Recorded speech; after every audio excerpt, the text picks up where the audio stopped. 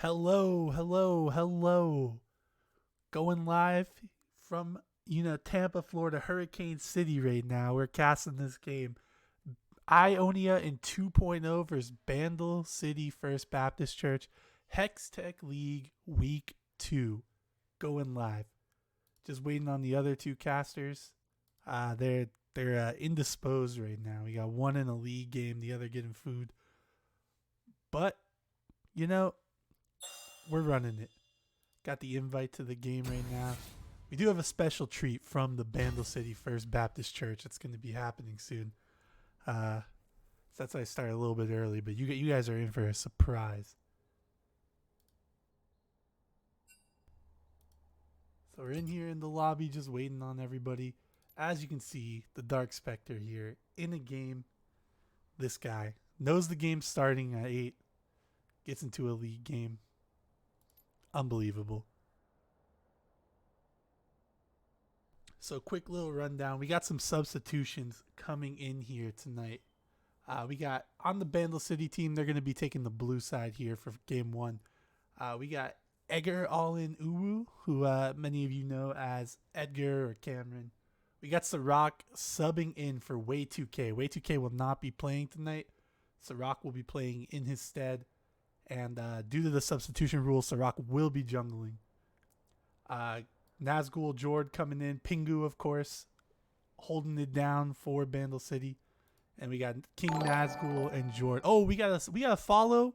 Thank you, Sav, for the follow.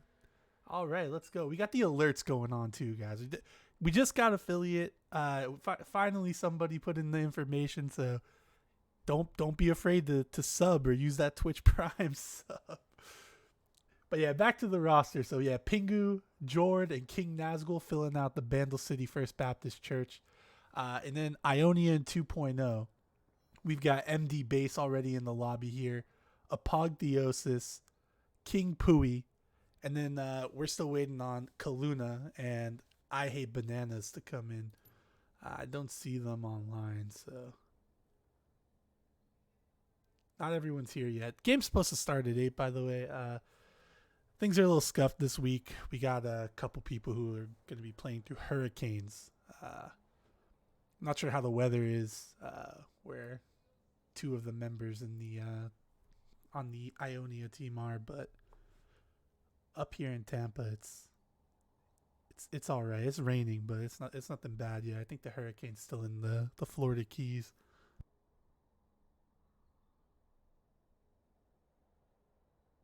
Oh, Steve's here. He just can't get in the caster booth. We need somebody to drag him up. I don't know if anyone's watching. Someone drag Steve up and unmute him, or give him the caster role. Let me message to Harry. To Harry, give Steve caster role.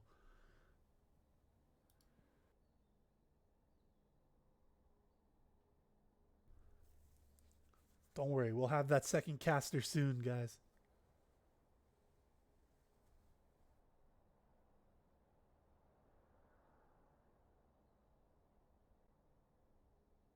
Still missing some players here. Remake lobby. Okay, we're having fun.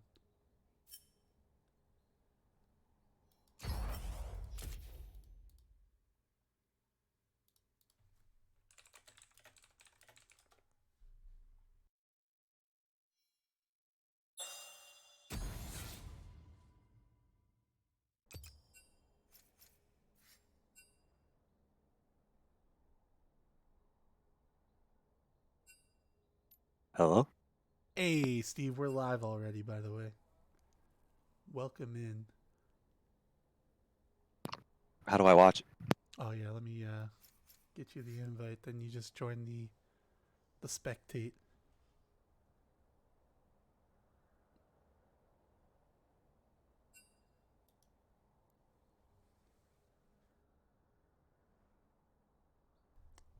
So Steve, you excited? You excited for the game? Yo, you already know. Dolphins Bengals, Thursday night. Hey, whoa, whoa, whoa! We got the wrong sport coming on here, buddy. Oh, my bad.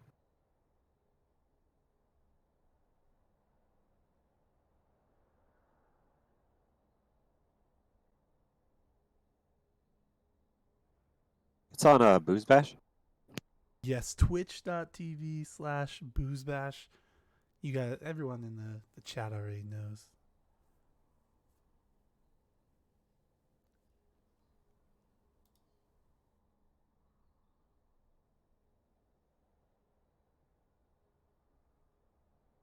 Dang, there's like no viewers. Yeah, dude, we're waiting. We're waiting for everyone. It's just you. It's just me, baby. Let's go. And now me. Who am I even talking to, man? That's what you gotta wonder. There was somebody, because someone followed. It just wasn't updated, I think. Yeah, it just jumped up to 6. Hell yeah. So we're just sitting around. We're waiting for I Hate Bananas to get online.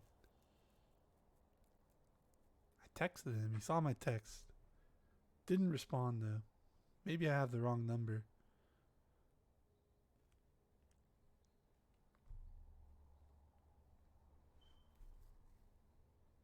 But yeah, Bandle City hasn't played yet. So there's 0-0 in the standings. If you look at the sides here, we got all the standings. It's in order here. So let's go Cowboys. So yeah, you got in Chemtech, you got Sharima in first, Zon in second, Freljord sitting at 0-0. Bilgewater down there at 0-1, Ikathia at 0-1. Then in the Hextech League, which is the games we're streaming tonight, Ionia undefeated right now, 1-0, going up against Bandle City in third at 0-0. Got Shadow Isles 1-0, and then Demacia and Piltover at 0-1.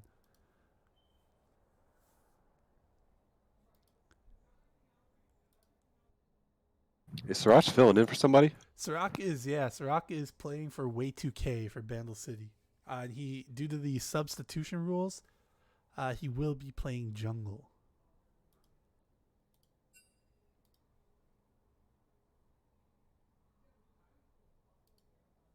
And what team is he on? He's on he's on Shadow Isles normally. Yeah, I know. Yeah, he's playing for Bandle City. So obviously the tournament favorites, Shadow Isles. Yeah, Shadow Isles the tournament favorites. I agree. No bias at all. And we also have a Chemtech game going on tonight. That one is Sharima versus Freljord. And that's going on Slim's channel. And I'll drop the link in chat here. If you guys want to double up, you got two browsers, or you want to do side by side. Twitch TV/Slimsh90. That's got the Chemtech game.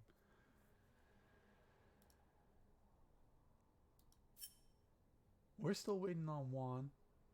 I don't know what's going on with him. Oh, he jumped ship? He jumped ship? He's in Chemtech now?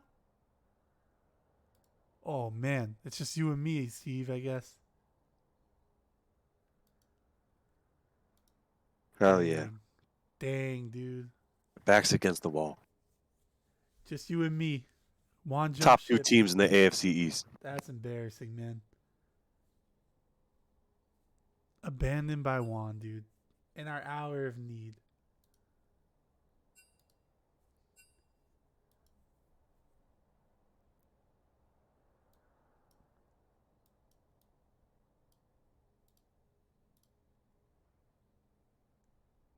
Gonna see what we got on the ETA for this special treat we got coming in from Bandle City.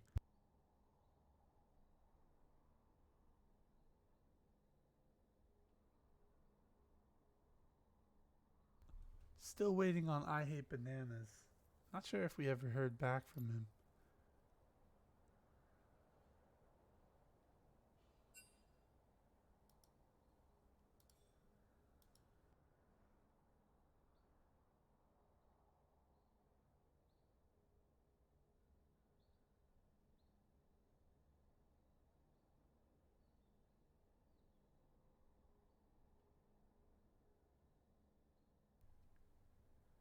We do have a draft link here, so that's pretty good progress. Andrew's still not here though, not even online.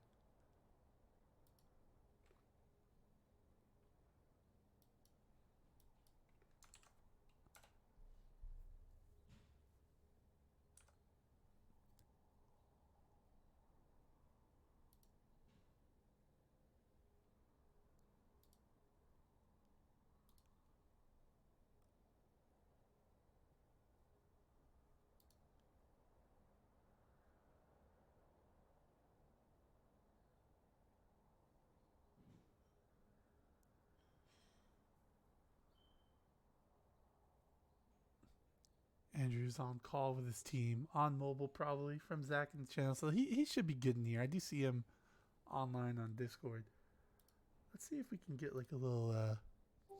Yeah, I'm gonna need all y'all to bow your heads. Oh, My beautiful okay. congregation, Bandle City. We've gathered here today not for potluck, not for Bible study, not today, but to battle a great evil, the evil of Ionia. We can't do this alone, for we are merely mortal men, and it is only with the power of God, Te Amo, that we will prevail. So I invite you to join me in this prayer. Timo, the god of our ancestors, are you not the god who lurks in the great field of shrooms? You rule over all jungles, all lanes. Power and might are in your paws, and no one can withstand you. Will you aid your people of Bandle City tonight in driving out the evil of Ionia? When calamity comes, when plague and famine follow, we will stand in your presence, wielding a sword of judgment. We know that when we cry out, you will hear us and save us. So lead us into this battle, that we may live peacefully in this land, and build in it a sanctuary to your name. In Te Amo's name, Amen. Amen. Amen. Amen. And I want you to know I'm sandbagging this game for Shadow Isles. Let's go forth in the name of Timao. And there you have it. We had the sermon. We got firsthand experience in the Bandle City First Baptist Church. We went there live, heard the sermon, the preacher before the game, my Edgar in Christ himself. And this, you can see their nice banner here. Looks pretty sick, not gonna lie. And this is Bandle in 1.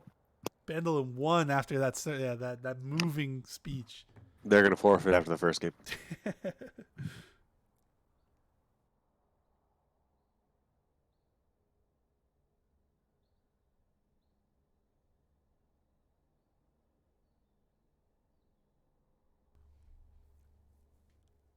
And we're going to be getting into pick ban here shortly, I believe. As soon as I Hate Bananas gets online. Andrew did just make it home. We got an update in the chat here. So we are patiently waiting here.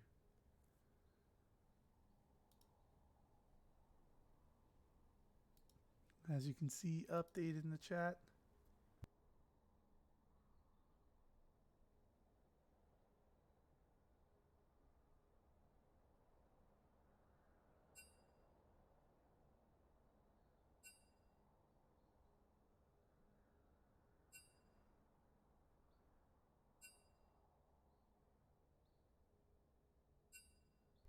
Nobody better take that link.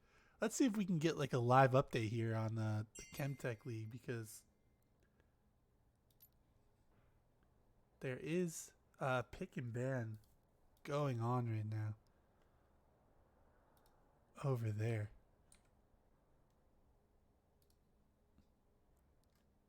Let's see if we can get a little listen in here. All right, Camille. I think it's like a waste, but it's all right. And this should probably be a jungler here from Shurima. Ooh, baiting Kel's and Mumu. He was looking good on that as support because he had the champion mastery behind it. So maybe now he'll be off kilter a bit. They banned Makoto's Viego. Live look into here. Overlay's kind of scuffed with theirs, but you can see Shurima on the left. First pick, and they Felioed on the right. Morgana. Okay, so Why does it say floored? we saw Kel play Morgana I don't know. to mixed effects. They tried in to, last like, Boost Bash, shorthand although that them, was it looks against But there's also Shrima. It's just Shurima. just feel like first missing pick the U. Morgana. Like you don't know what Felioed crowd floored. control's coming your way. You Grant, don't know how I'm useful missing the you. Black Shield's gonna Oh, be. jeez. Oh, they're ready It's for also draft, not so a we're takeaway hopping out from here. The other team.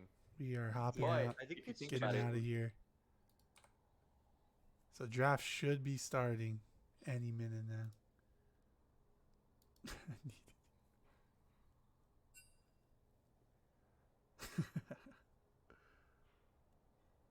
And we're into draft here. Let's see. We got the first band coming across. Well, they're on the clock right now, so we'll be seeing it shortly. Steve, I don't know if you know any of the players on any of the teams So I don't know who you think is going to get banned, but I imagine we're going to see a new deer ban here. Come I think through. we're gonna see a Lucian ban. A Lucian ban? You just saying things, Steve? I don't Yeah, know. from Ionia, there's gonna be a Lucian ban, 100%. Yeah, Pingu, you think they're going to ban Yeah, they're Lucian from banning Pingu? out that Lucian. We do see the Yorick ban come through. King Nazgul, known to play Yorick every now and then. If not, Caitlyn, that's a good ban. Daddy Grey Goose coming in. Is that who is that? No idea. But yeah, there we go. Let's see. Ban Steve. I agree. Time's running out. And they miss a ban. Is that because... Oh, his draft is busted. Redo draft. All right. Well, hey, guys. We will be keeping the first two bans, I believe. I think that's pretty much guaranteed. We got lobby is not password protected, so we're still waiting on I Hate Bananas to get in. Draft just running down here because nobody is drafting.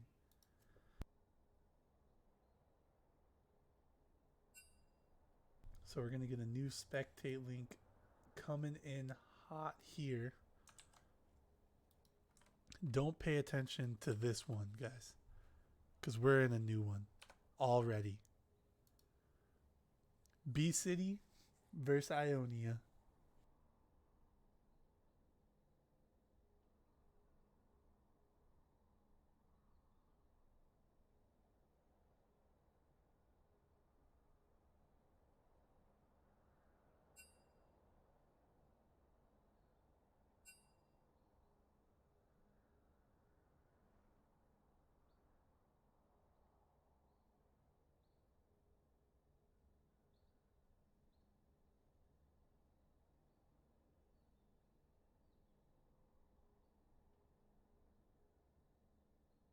All right, just waiting to get back into draft here.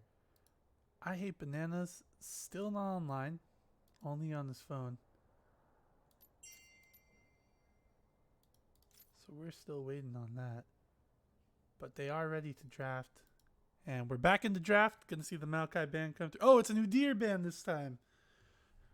Nope. All right, they're gonna change it to Maokai. Showing their colors, we know that there's gonna be a new deer band coming through. There's the York band, and here comes the Udyr band. I'm betting.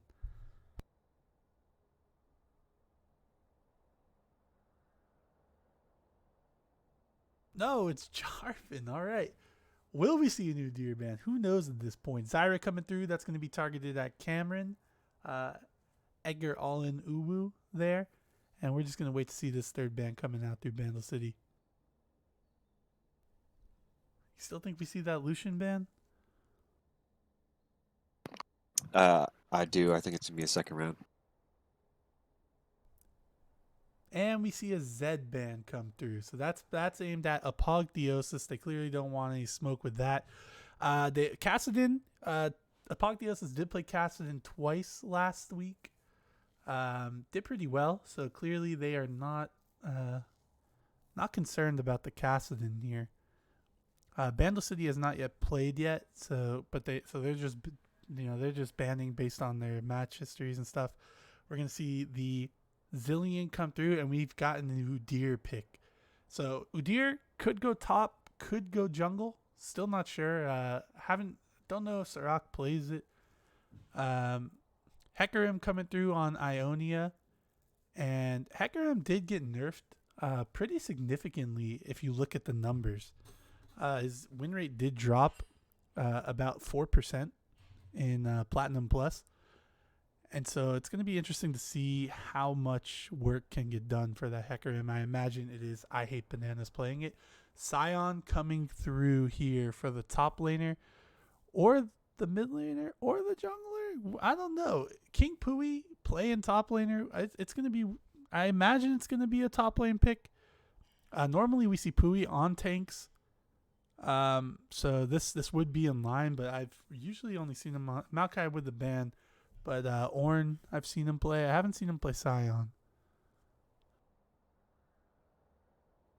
And that's a Nivea coming through for Bandle City. So we actually... That's a Pingu power pick, but I think Jord has also played it a few times. Pui Scion, a thing of legends, according to the Twitch chat there. Nice. Oh, we got we keep getting random people in the lobby. Sorry, Bucko. Slots taken. And Darius coming through here. So we're going to see a Darius versus Scion in the top lane, it seems.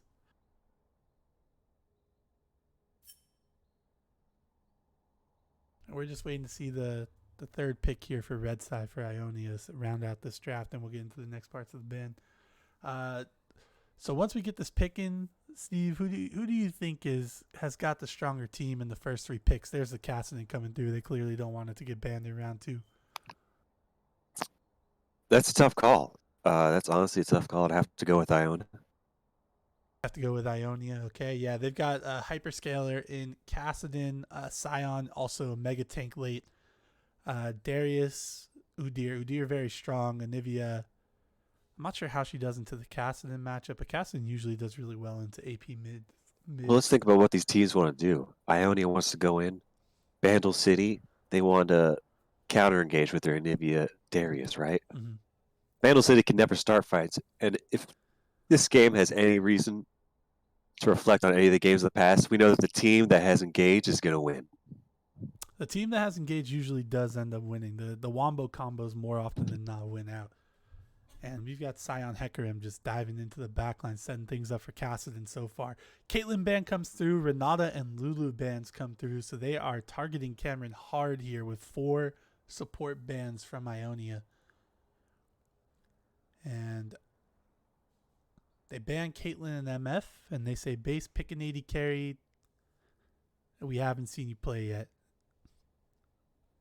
Seraphine coming in. That's going to be for Kaluna in the bot lane. What 80 carry do you think's getting paired up with the Seraphine there and pick 5? That's a really tough call. Me personally, I'll go Kaisa. Kaisa, okay, yeah. So that way, when Hecarim, Scion, and Kassadin all go in, Kaisa can follow up. It's real awkward when you're the ADC and they all go in, but they're like 2 screens away. We could all see a Jhin here.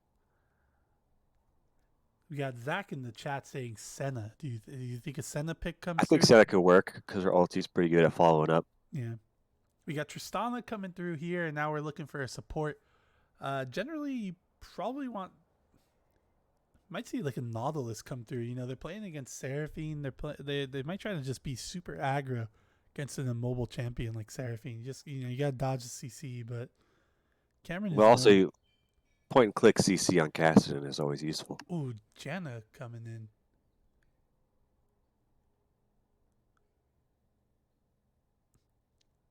All right, so we got Janna coming through. Yeah, it's a little weird. They're playing the big disengage here, right? But like Tristana also kind of wants to jump in, so their team's like a little mixed bag here right now. And Ashe is gonna come through, low damage AD carry, but you don't need the damage when you have Kassadin, Hecarim, and Scion. Although Hecarim's damage has been nerfed slightly, but they've got a lot of CC there. They've got the Hecarim Fear. They've got the Scion Knockup, the Scion Stun on his ultimate, the slow coming through. Seraphine's got the root on E. She's got the charm on her ult. Ashe with the slows on everything, and then the ultimate as well. So there's a lot of CC coming through, a lot of lockdown.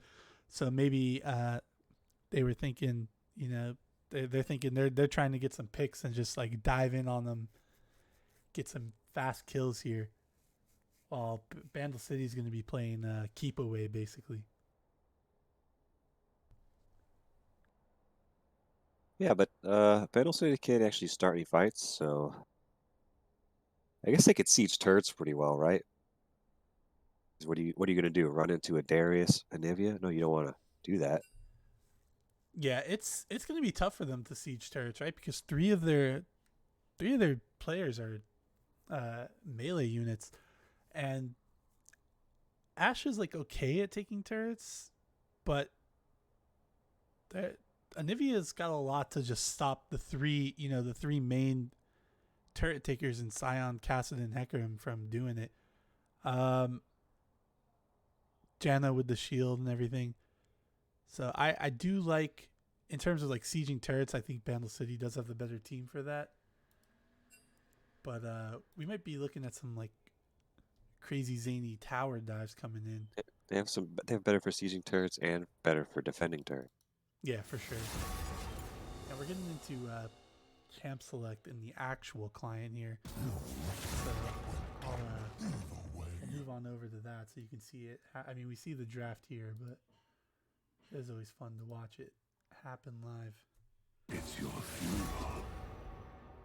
So we're going to have the pick ban here coming in, and then we're going to have a 3-minute delay.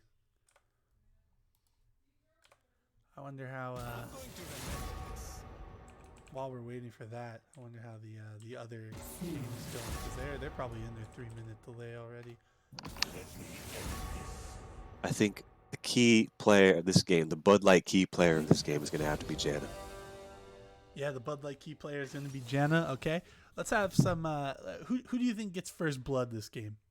I think it's Hecarim 100%. Hecarim's You don't put Hecarim in the game unless you gank real early. All right, so you thinking Hecarim's going to get first blood? Where's he getting it? Bottom lane, mid lane, top lane, jungle, jungle. He's not getting a bottom. I think he's going to get a top. All right, he's going to get a top. You know, Andrew has been known. I Hate Bananas has been known to play in between mid and bottom. So I think ganking against a Janna Tristana, you're just not going to kill anybody. I think ganking a Nivea 4 a Cassidy, the Cassidy's not going to do anything. Yeah, your best bet is to get the Darius because he's not mobile, and Sion's got a little bit of CC.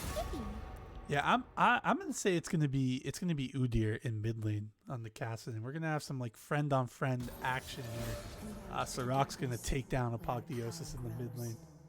That's true. You could just point and click chain CC. Yeah. You know, you're gonna probably have Udyr run in, get that stun off, and Nivea gets the free Q stun, and you're gonna have a lot of damage coming through with that empowered E. And then Udyr also, I imagine Udyr has did have a pretty significant change on 12.18. They nerfed the R max Udyr in the jungle and buffed the Bruiser one with Q max. So I'm gonna be curious to see what Sirac goes here. Whether he goes the Tiger form or the Phoenix form max. And they're two different play styles. With Phoenix being a little bit more tanky because you get Sunfire Cape and then like Demonic, and you pretty much rely on your R whittling people down, where Bruiser you see a lot of Triforce or Sunder come through. And so it's going to be fun to watch, seeing what happens there. Pingu's and Nivea, woof. That's what it's looking like, right? Pingu coming in the mid lane. They can't swap now. Jord's on Tristana.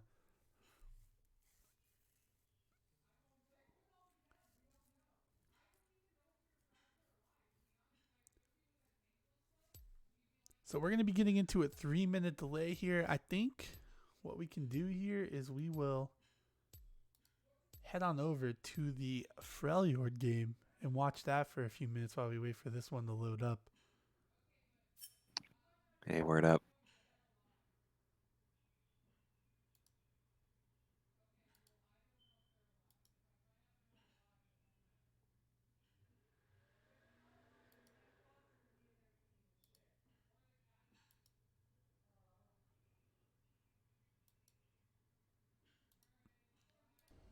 I don't know if it's worth it though. Like, Nah, Lone Wolf's cracked. He can play everything. It's absolutely worth it. And I think putting Scritch on something that he's so comfortable on, like this Kiana, I think is really important. Oh like, yeah. Scritch's Jinx is fine, but like his Kiana is probably his best champion. So. I disagree. I think Gwen is his best champion. Oh really? Ooh, the Gwen. He is. I like his He's Gwen. quite good at that, yeah. Look Gwen's at that. also very safe. Streamer's already losing. GG. Makoto's getting some intel in the enemy top side now. Got a ward down, you think?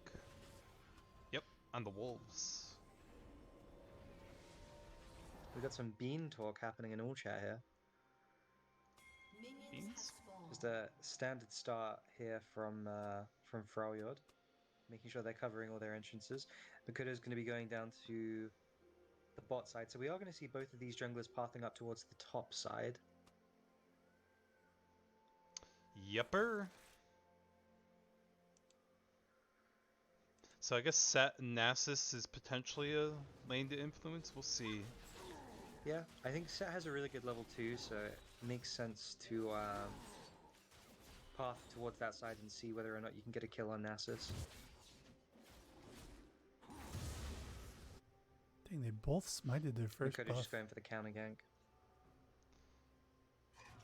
So Ox will get spotted on this Wolves ward.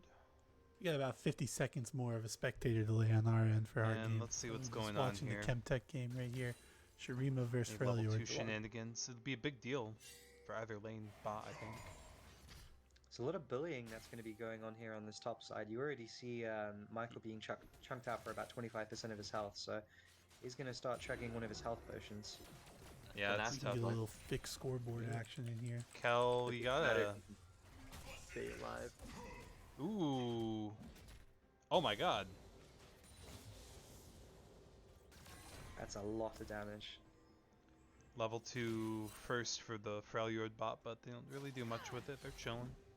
But here we go. Now the Nasus is under tower, so he's going to be chilling for a while. Yep. Wave's kind of parked out there. Hecarim is going to be the first one able to make a move here. He's going to clear his jungle camps first. So Fortune's kind of spamming her abilities. Oh, Yeah. Lemur went in on Our Kel, game but is it was- about to wasn't load in. able to follow it up. Yeah, I noticed. There's not really anything to do on this top side now, although there is an opportunity mid here if Ox wants to go for it. He might just go for the Scuttle Crab instead, but Debella is pushing in mid, and Scritch has taken this wave to his tower. Alright. Looks like Ox is just going to go for the Scuttle Crab instead, but he's coming down now. Dang. This is very bold of you to speak of things where directed camera's not looking. Oh, but you were Alright, predicting let's it. get into You were the predicting game it. here. There you go. Get Put the this jungle in mindset. this one Nah, off. I think Ox was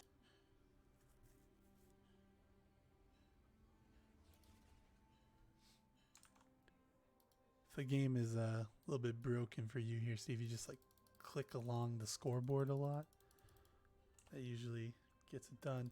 I will recommend turning on the objective timers, getting chat off because, well, I guess it doesn't matter for you, but I've got some degenerate friends who will type degenerate. Hey, it might start it up. I click it on the scoreboard. And we are in. If you press Control Shift Z, you can zoom out a little bit.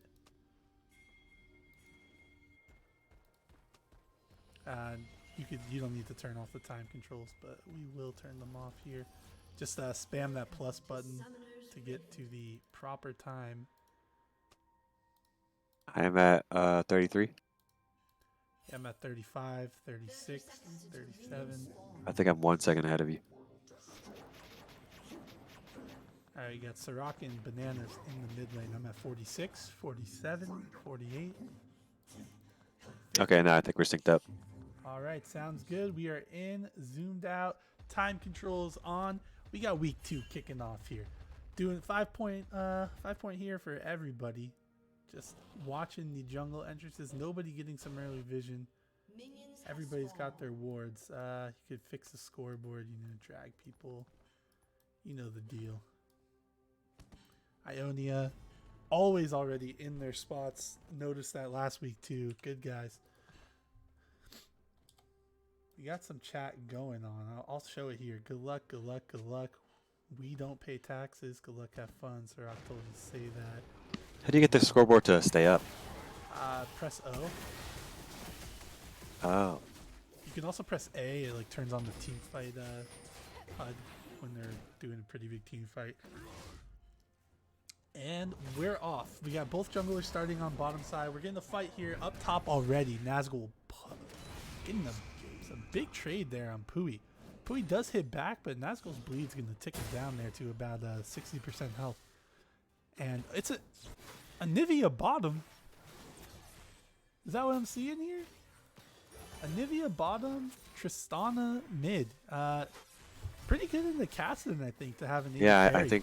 I think Tristana is pretty strong at Cassid. Yeah, 80 carries are pretty good into Cassidon. We got dice from Cringe coming in from Zach in the chat. And, oh, the Seraphine root misses just slightly, but base does get some big poke there with the W and then the Q coming in from Seraphine. First If I CS finally recall- coming through. Jord already messing with I Hate Bananas there on the rafters. I believe Anivia has one of the lowest base HPs in the game, so Yeah. I think it's what, Sona number 1, Zyra number 2. Nivea's somewhere down there. And we got pings coming up across. They're clearly scared that Andrew's gonna come for a gank there. So we get some vision from Sirach to spot that out in case. Nazgul does have the ward and Tri-Brush. And Tristana, she's just shoving. She's doing what Tristana does. Good route there from the Seraphine to get some damage on Janna. But she does take a couple hits.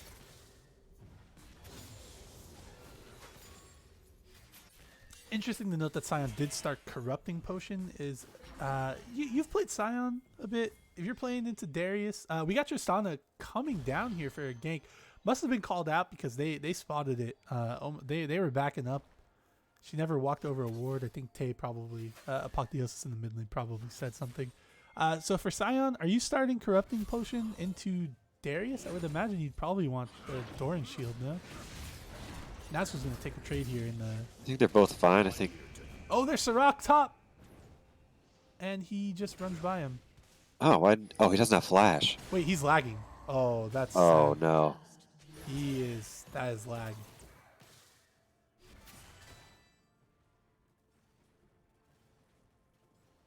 Well, I guess Sion got the first blood. That's got to be a ping issue unless Sirach. Yeah, there he's pinging, spamming. Ah, that's really sad, dude. Oh no.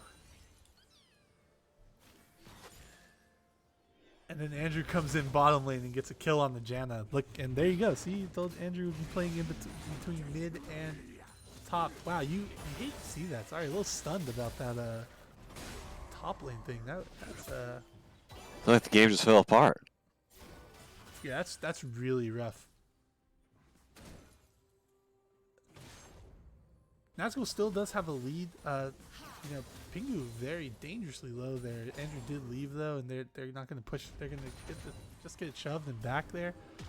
Pingu's probably going to clear this wave under the turret and then back as well.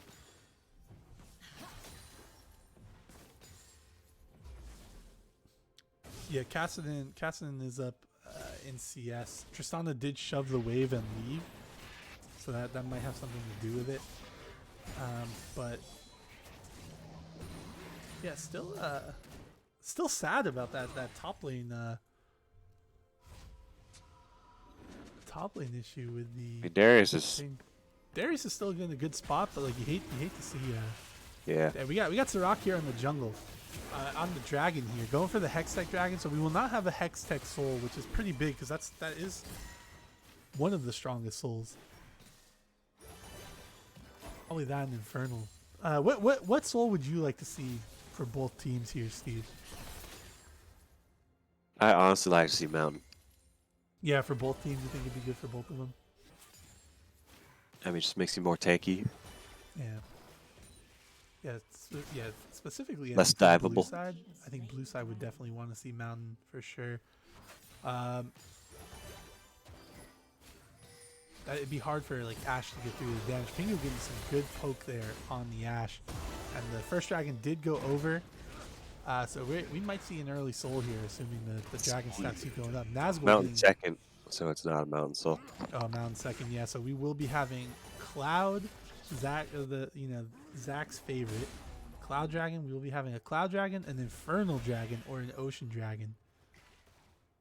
Bring back Hextech. Hecarim, look at Hecarim going down here, being sneaky, going into the red buff. He didn't know where Udyr was. I don't think he showed up on a ward, but he did know that dragon was taken recently, and he's going to walk through this pink ward here. He's not going to take the red buff. He does not take the red buff. Udyr's still top. Might see him go back. Oh, he doesn't get walled off. Oh, Pingu's egg is gonna get. Oh no, he gets out by the skin of his teeth by flashing. Oh man, that wall was very unfortunate. It kept Andrew on the same side, and base was just there to take advantage of it. So Rock's back top. Hopefully no ping issues here. I imagine we're gonna see a dead Scion. Rock coming up, you know, making amends for that earlier play where he lagged out. And Tristana coming back a little bit in the CS, was about 11 down earlier, but not anymore now that she's back in lane fighting 1v1.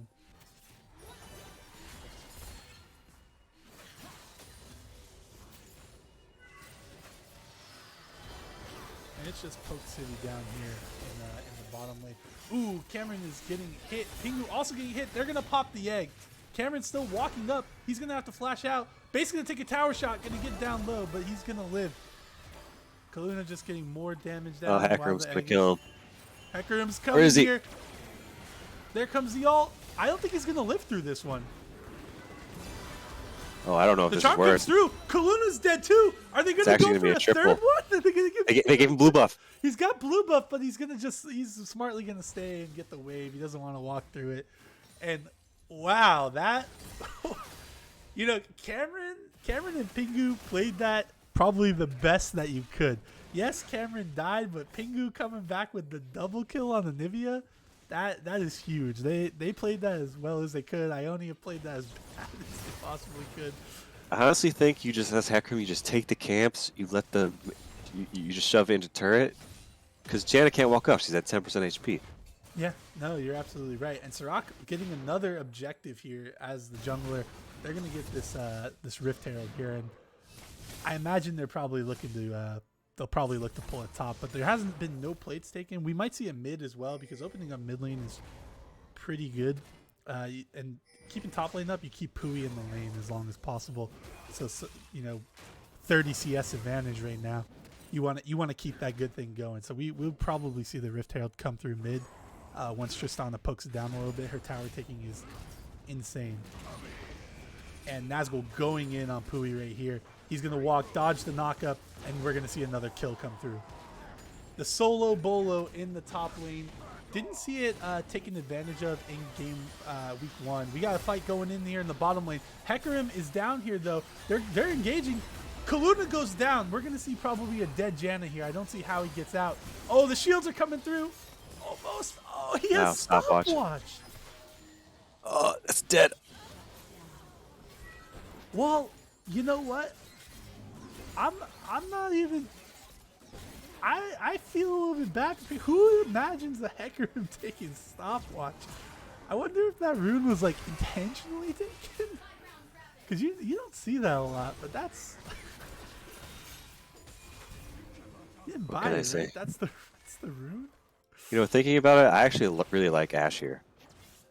Yeah, it's a lot of CC. He did take that rune. I mean, one of Ashe's biggest weaknesses is she's a walking statue, but like, there's no like super engage on Ashe, so it's like she's got plenty of room to move and slow everybody. Almost gets 2 plates in the mid lane. Yeah, she's slowing everybody. Yeah, it's pretty good. It's hard to fight through Seraphine Ashe, like engaging into them. Yeah, you need like a Malphite or something, but they don't have that, so it's just Ashe is gonna be.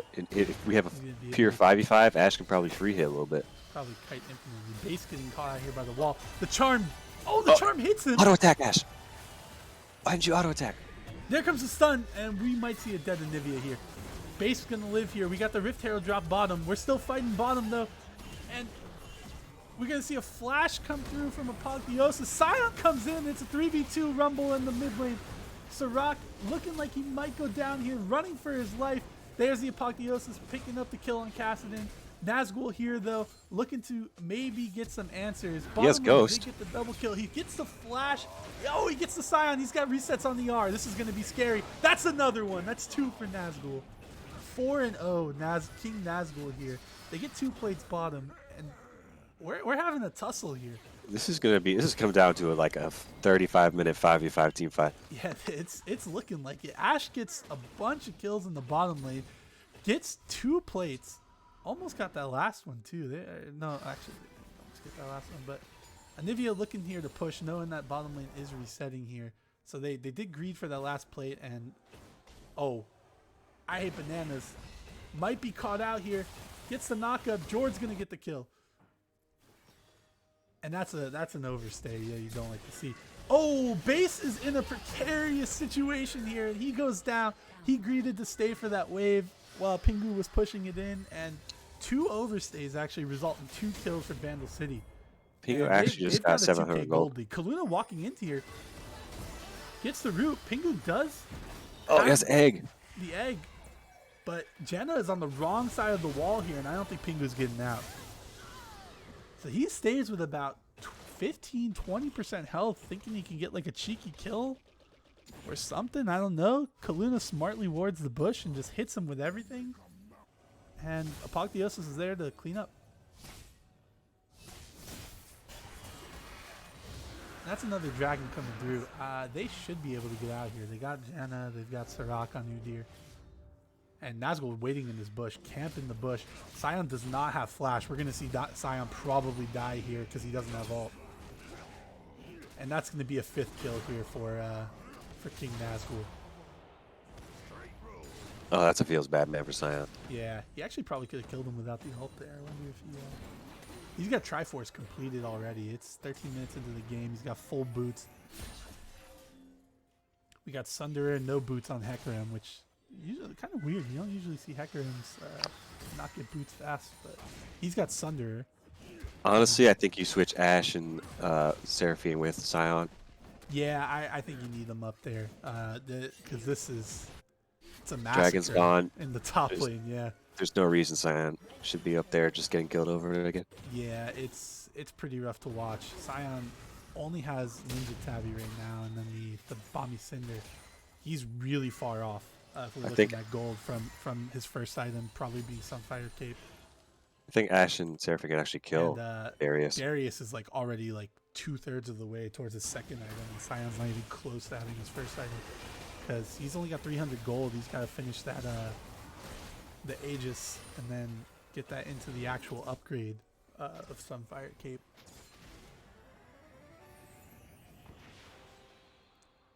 Both junglers have been very proactive. Andrew more so on the ganks, Sirach more on the objectives. Gives blue to Tristana. Yeah, a little weird. Sirach up here, and he's going to kill Pui too. He's got Janna and Nazgul coming in, and they're all just sharing in on the kill. Oh, he's got the ult! He's going to get away!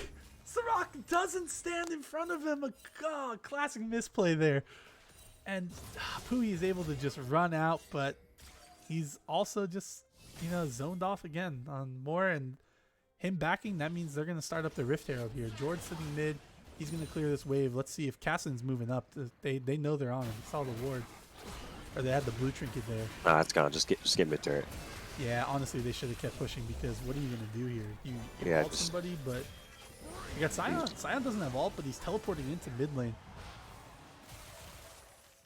I don't know if Sion should even teleport, Nazgul, to be honest. maybe sticking around. We might see the Ash Arrow come out. It does hit Nazgul. Sirach's here to follow up. Tristana's far away, though, and this is going to be a huge shutdown on the Cassidy.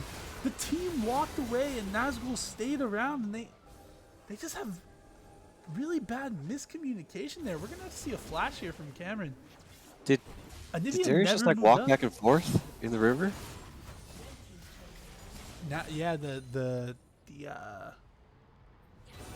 Gary's did. Yeah, they're gonna get mid tower here too, I think. And that is oh, Hecarim is behind them. Comes in, doesn't get much. They're gonna get that tower down. Hecarim does take a lot of turret damage there, but Anivia gets the bottom turret. Gosh, that was a huge shutdown for Cassidy too. That is huge. Yeah, they're still down about 1,500 gold, but that's an 800 gold shutdown for Cassidy. I want to see what Darius does here. I'm rewinding for myself. Yeah, he just sits in the pixel bush, walking I'm not back sure and what forth happens while his team walks away, and that's it was already. Oh yeah. The TP was coming in mid lane. I don't think they had vision on the TP, but at that point you're just standing there 1v4 without the Sion there, and then Sion comes in, Ash arrows in. Your team had already left. That's got to be miscommunication. Yeah. Cassidy waiting down here to maybe possibly jump on this Tristana, but Sirach has correctly identified that maybe that might be a thing, and he's down there as well. We got Dragon coming up in a minute. We're probably looking to see Blue side get some. It is Cloud Soul, by the way. Didn't mention that last time, but they're gonna probably look to get some vision here, but I think we'll see a fight over it. I think with all the CC that you've got and Cassidy being so strong, they're gonna look to contest this third dragon. They don't want them on Soul Point. I think the team with the engage just straight up has an advantage. Interesting note: Sion does not have TP. He is backing now, so I imagine we'll see him start running down towards the dragon. Not sure what Nazgul's doing.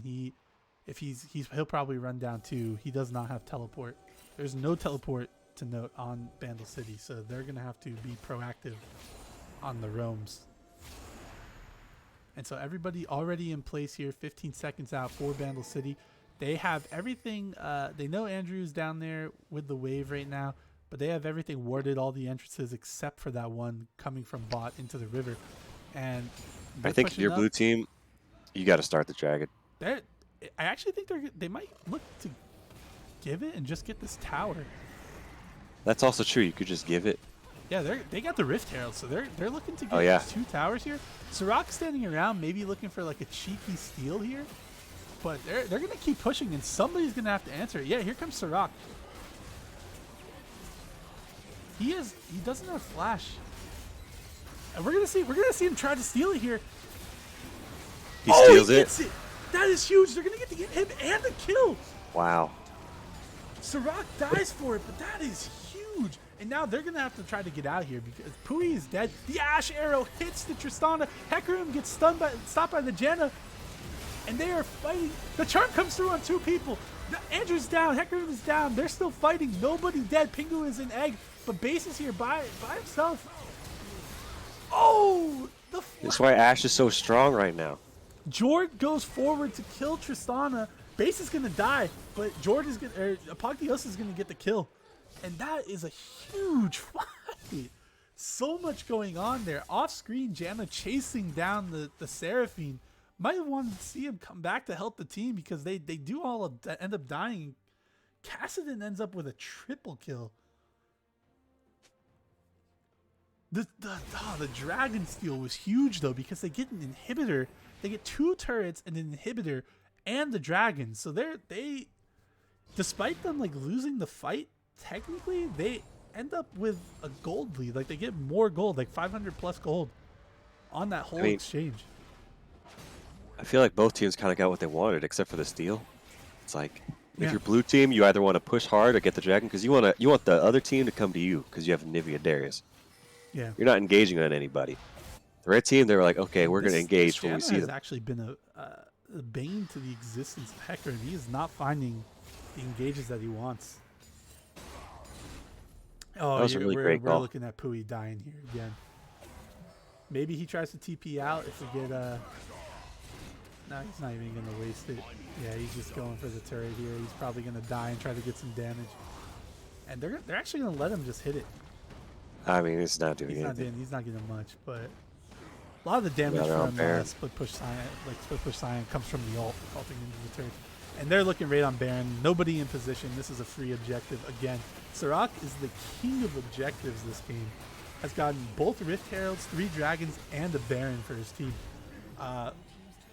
Bandle City putting up big fantasy points for the team themselves.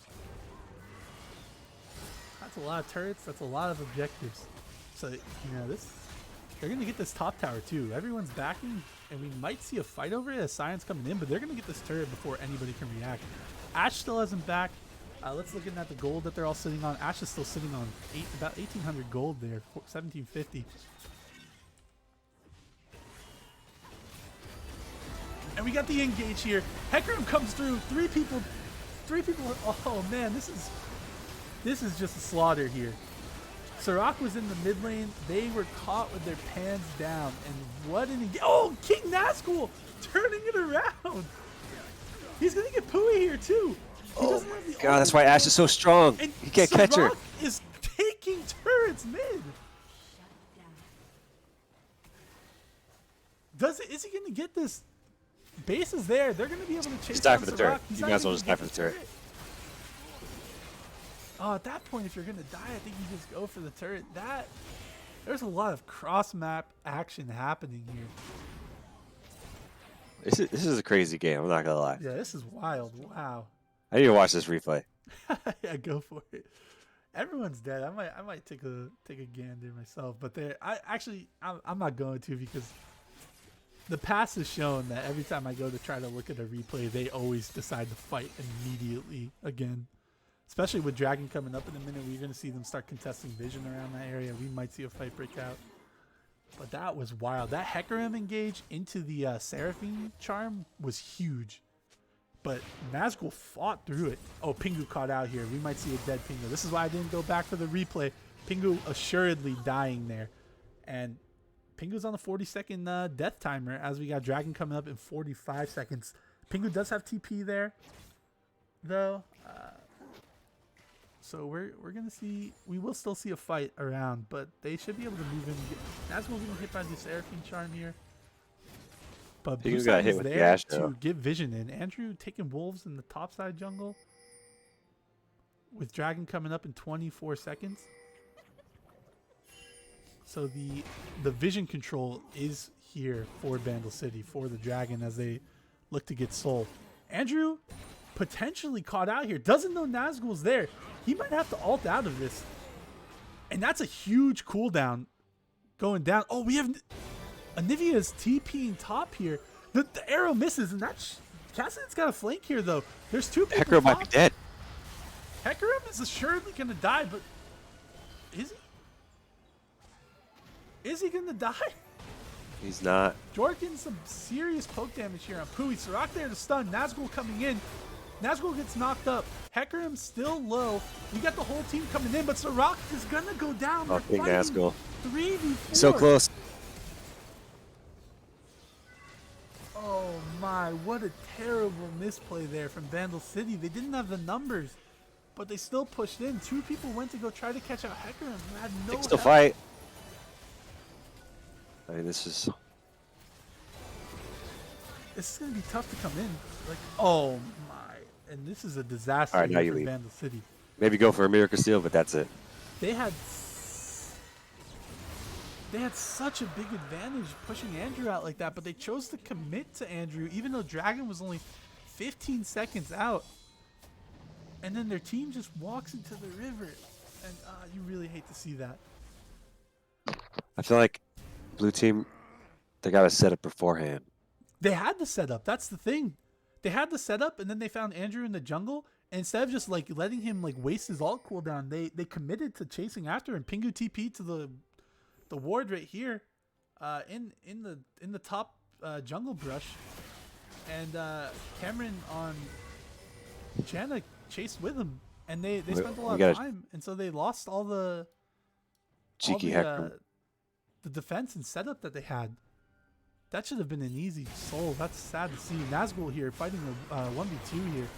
This is going to be tough. Cassidy is very fed. He might actually win. Oh my god, he's going to win. He's going to win. Yeah, there's no way I Hate Bananas gets out of this. He's going to get slowed here. And he gets the 1v2. Nazgul playing like the king in his name suggests. And it's look Nazgul greater than Pui in terms of like kings. That's what I'm seeing here. 13-4-1 on the Darius. This is a huge carry performance coming in from top lane. Juan said something about this in when we were drafting for fantasy, and we get a stun there on Sirach or Root. It's top lane season, and it's looking like it here so far in game 1. They're gonna get double inhibitors here, and there's not much anyone can do considering their jungler and their mid laner are dead. Nazgul also pushing in. He's got Jord on the side. Jord's gonna go get that blue buff.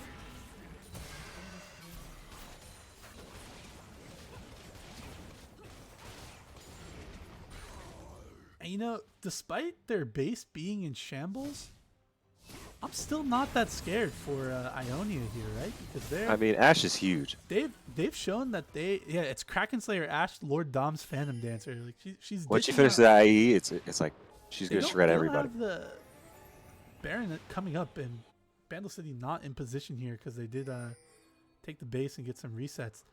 But they're gonna have to shove that mid lane first here too. They're waiting here in this bush though, and they've got a good flank here actually. Janna coming in.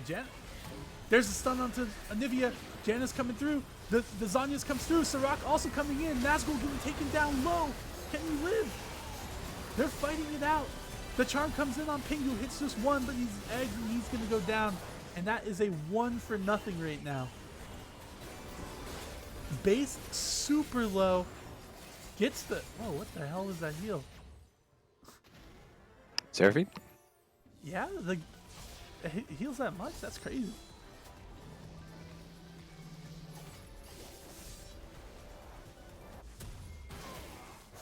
And we're back to the Baron dance here. Someone's gonna have to deal with these double super minions here in top lane though, but they might just they might start it up. They're gonna shred it, and Anivia has to be. Kassadin and Hecarim both on bottom side, walking through vision too. So this is just a free Baron, and that's a real head scratcher. Can they pick up some kills like on the? No, that is a real head scratcher from Ionia there.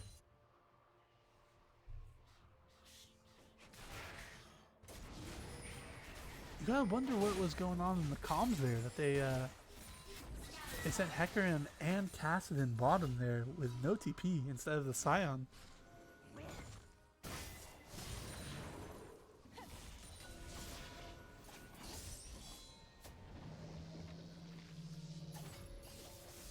Ashe has IE. Ashe has IE, yep. So that is the 4-item Ashe, 9, 2, and 12. As long as you fight front to back, keep Darius off Ashe, I think red team can win the 5v5. Yeah, Darius Deadman's Plate, he's got 4 items as well. They are both insanely fed. There is a 2k gold lead here for Bandle City though. And that is we're looking at that Pui just sitting there on 8,000 gold. Oh, Serac is in a very precarious situation here. He's getting chased down by the whole team. Nazgul is on the backside though. He's going to be fighting here. He's onto Ashe. But the healing and the shielding from Seraphine just saves him. The charm misses. That's rough.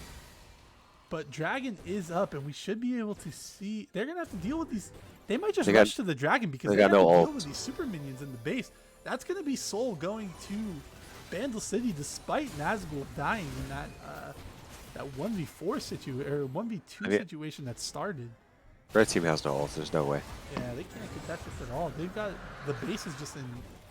This is why wave management is so important. They had the super minions from top just stacking up, and they have to answer that. They don't have the best wave clear, so they did have to answer that, and that's a free soul.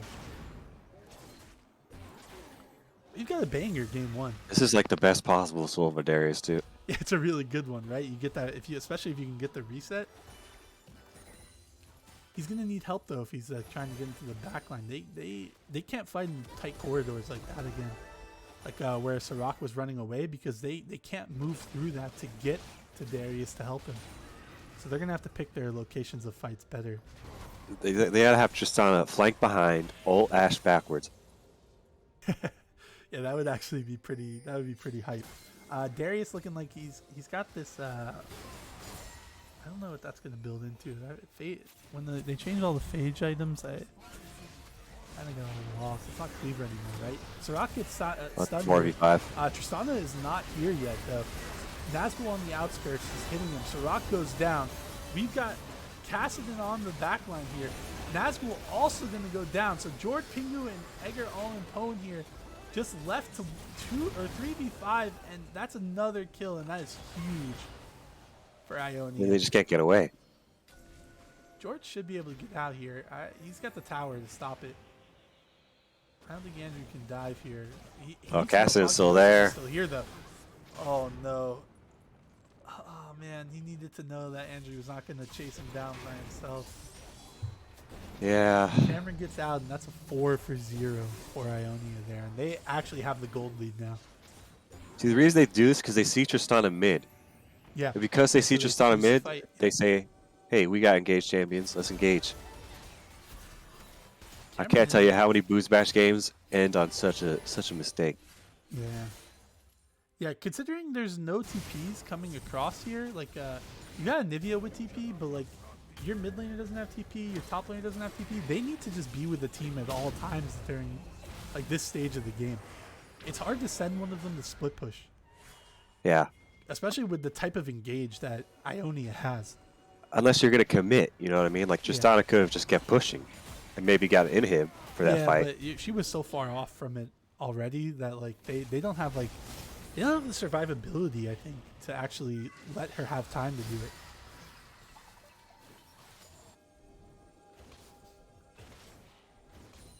We got big numbers coming across from the carries here in the Ionia. 11 and 3 on the Cassidy, 11 and 2 on the Ashe, and then you just see the king himself, Nazgul, 13 and 6, with the only jarring stat line there. Well, we're approaching that 35-minute team fight. Yeah, it's looking like it. We got Baron coming up in 1 minute, and we might see it there. I hate bananas. Tries to get the engage on Nazgul. He sniffs it out, gets out of there. The Ashe arrow does miss, but that Ashe ult is not a long cooldown at all. Oh, Apotheosis is gonna get hit here. There's a big fight here. Tristana also not there again though. Nazgul going in. We see the Janna ult come through. They are having a tussle. Ashe still not there. Hecarim ult comes through. Sirach in the back line, stunning Kaluna. Fighting an Nivea ult. They get this. They get him. Hecarim goes down. The junglers are dead, but Nazgul also goes down. Ashe is just free firing. 4v3, and the Ashe is just killing everybody. This is a disaster right now. Oh, you got the Ashe. Bandle City. They win the fight. Is that the game? Do they have time to 5-3. push? They do not have the time to get down there and win. Death timers are long, but they're not that long.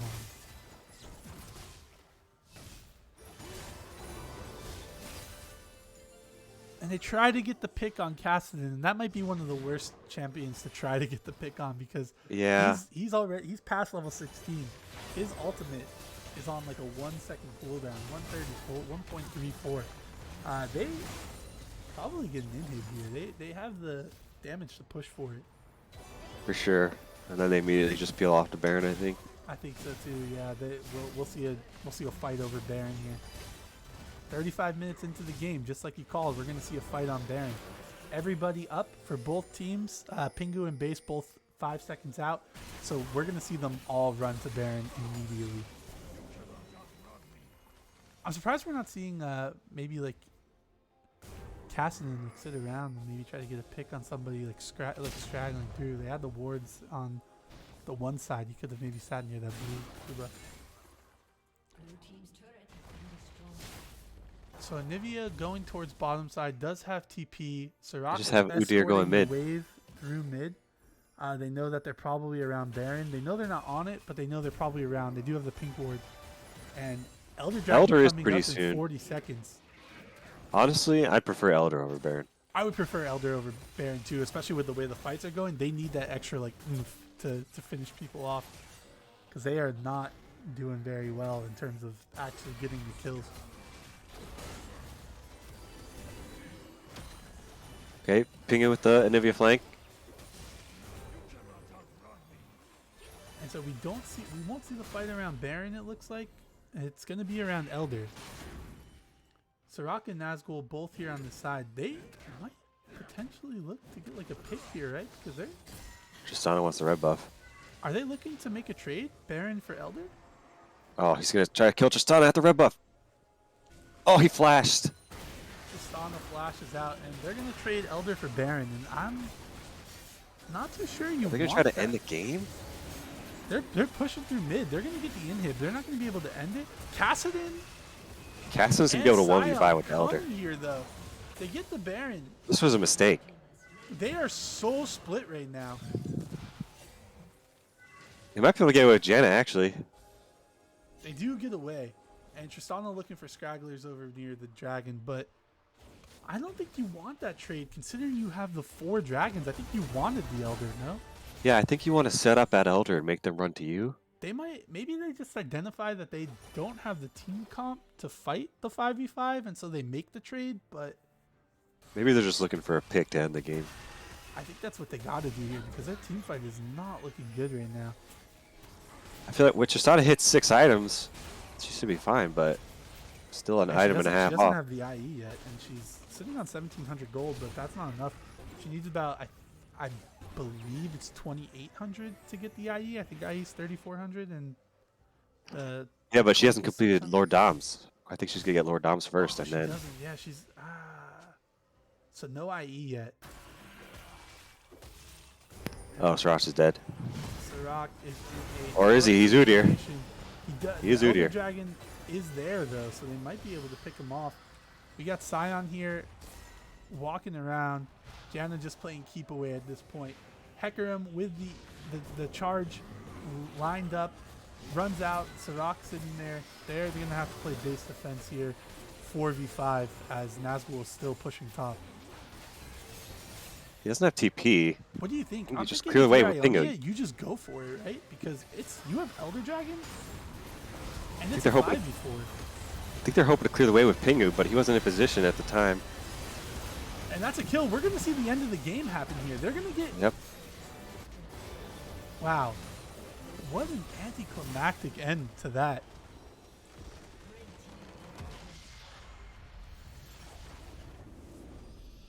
Oh, you hate to see that. That is just a series of misplays there down the stretch for Bandle City in these fights. And I picked Base and Kaluna there for for fantasy. That's what I love. That's what I love to see. Wow, that was tragic for Bandle City. They had such a strong position there.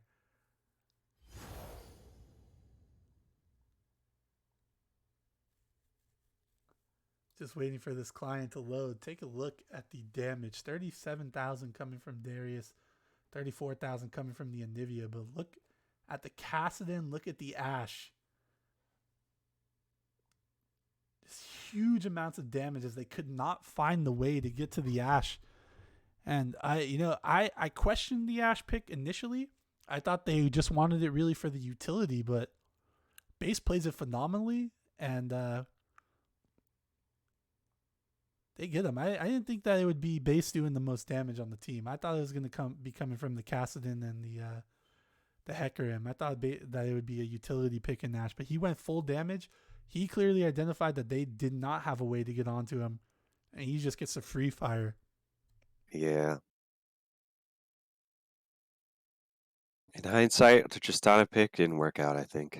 The Tristana pick did not work out. They didn't get the advantage that they wanted in the mid lane. And he just wasn't able to put the damage out that they needed. They really, really needed some form of engage. They played keep away with the Udyr, so that they really needed engage coming through in the top lane. But I don't think that there's like a huge engage champion in Nazgul's pool. So they needed something, which is why Nautilus would have been, I think, a decent pick, but they picked Janna as well to try to like keep off the team from diving, but they were able to dive anyway. Yeah, I think I've never been a fan of Tristana Janna or like Ezreal Janna. Two ADCs with like self disengage, and then you pick a disengage support. Yeah. So I think you could pick MF there maybe, because they did get some fights in corridors.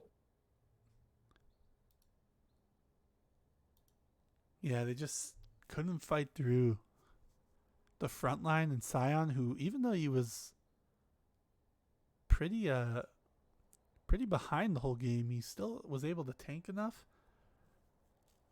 Yeah, I think at that 33-minute fight, they were sitting in an Anivia ult for like a solid 10 seconds. It was wild. And it just was not doing anything.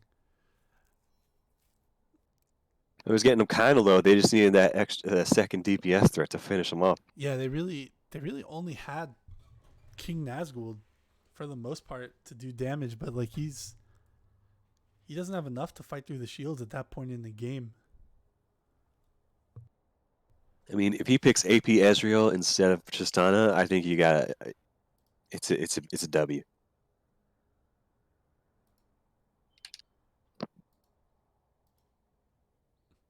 might be inclined to agree with you there, actually.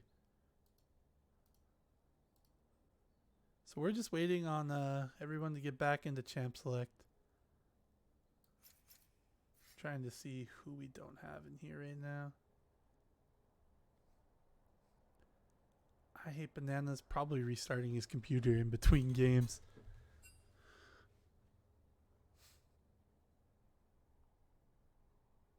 And we're just waiting to see who's on which side.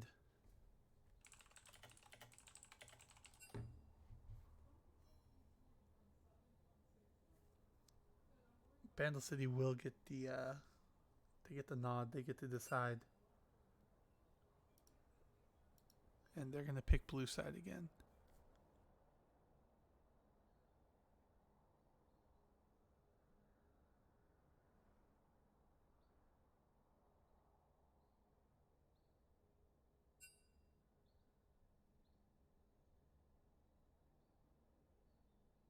That was a banger of a game, though.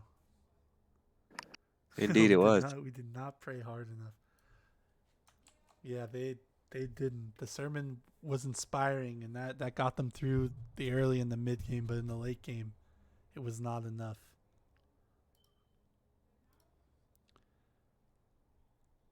Not sure in terms of like spoilers. If you don't want spoilers for the other game, I'm about to say who won game one on their side. So just maybe close your ears right now. All right, that's enough time. I'm saying it right now. Freljord actually gets the win in game one against Shurima. And that's a bit of a shocker, I think, for me, because Shurima is the tournament favorite for Chemtech League. Pretty wild there. Don't know what happened, but during the 3-minute delay, we'll probably move over to that game just to watch what's happening, as they are getting into their champ select right now. They have finished the draft for game 2. So there will be more spoilers ahead. Just keep that in mind if you're watching here on the Hextech stream. And they are all ready. We are just waiting for the draft to start.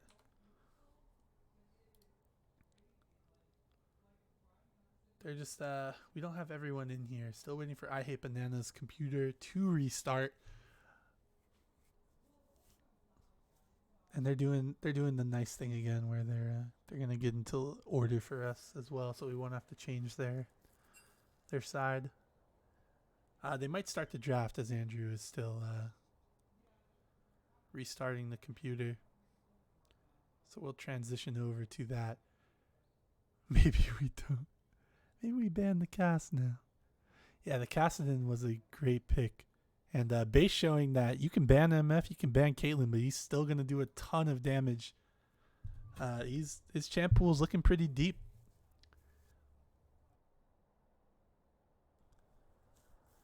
So game 2 adjustments, I think for Bandle City, you got to try to figure out some engage.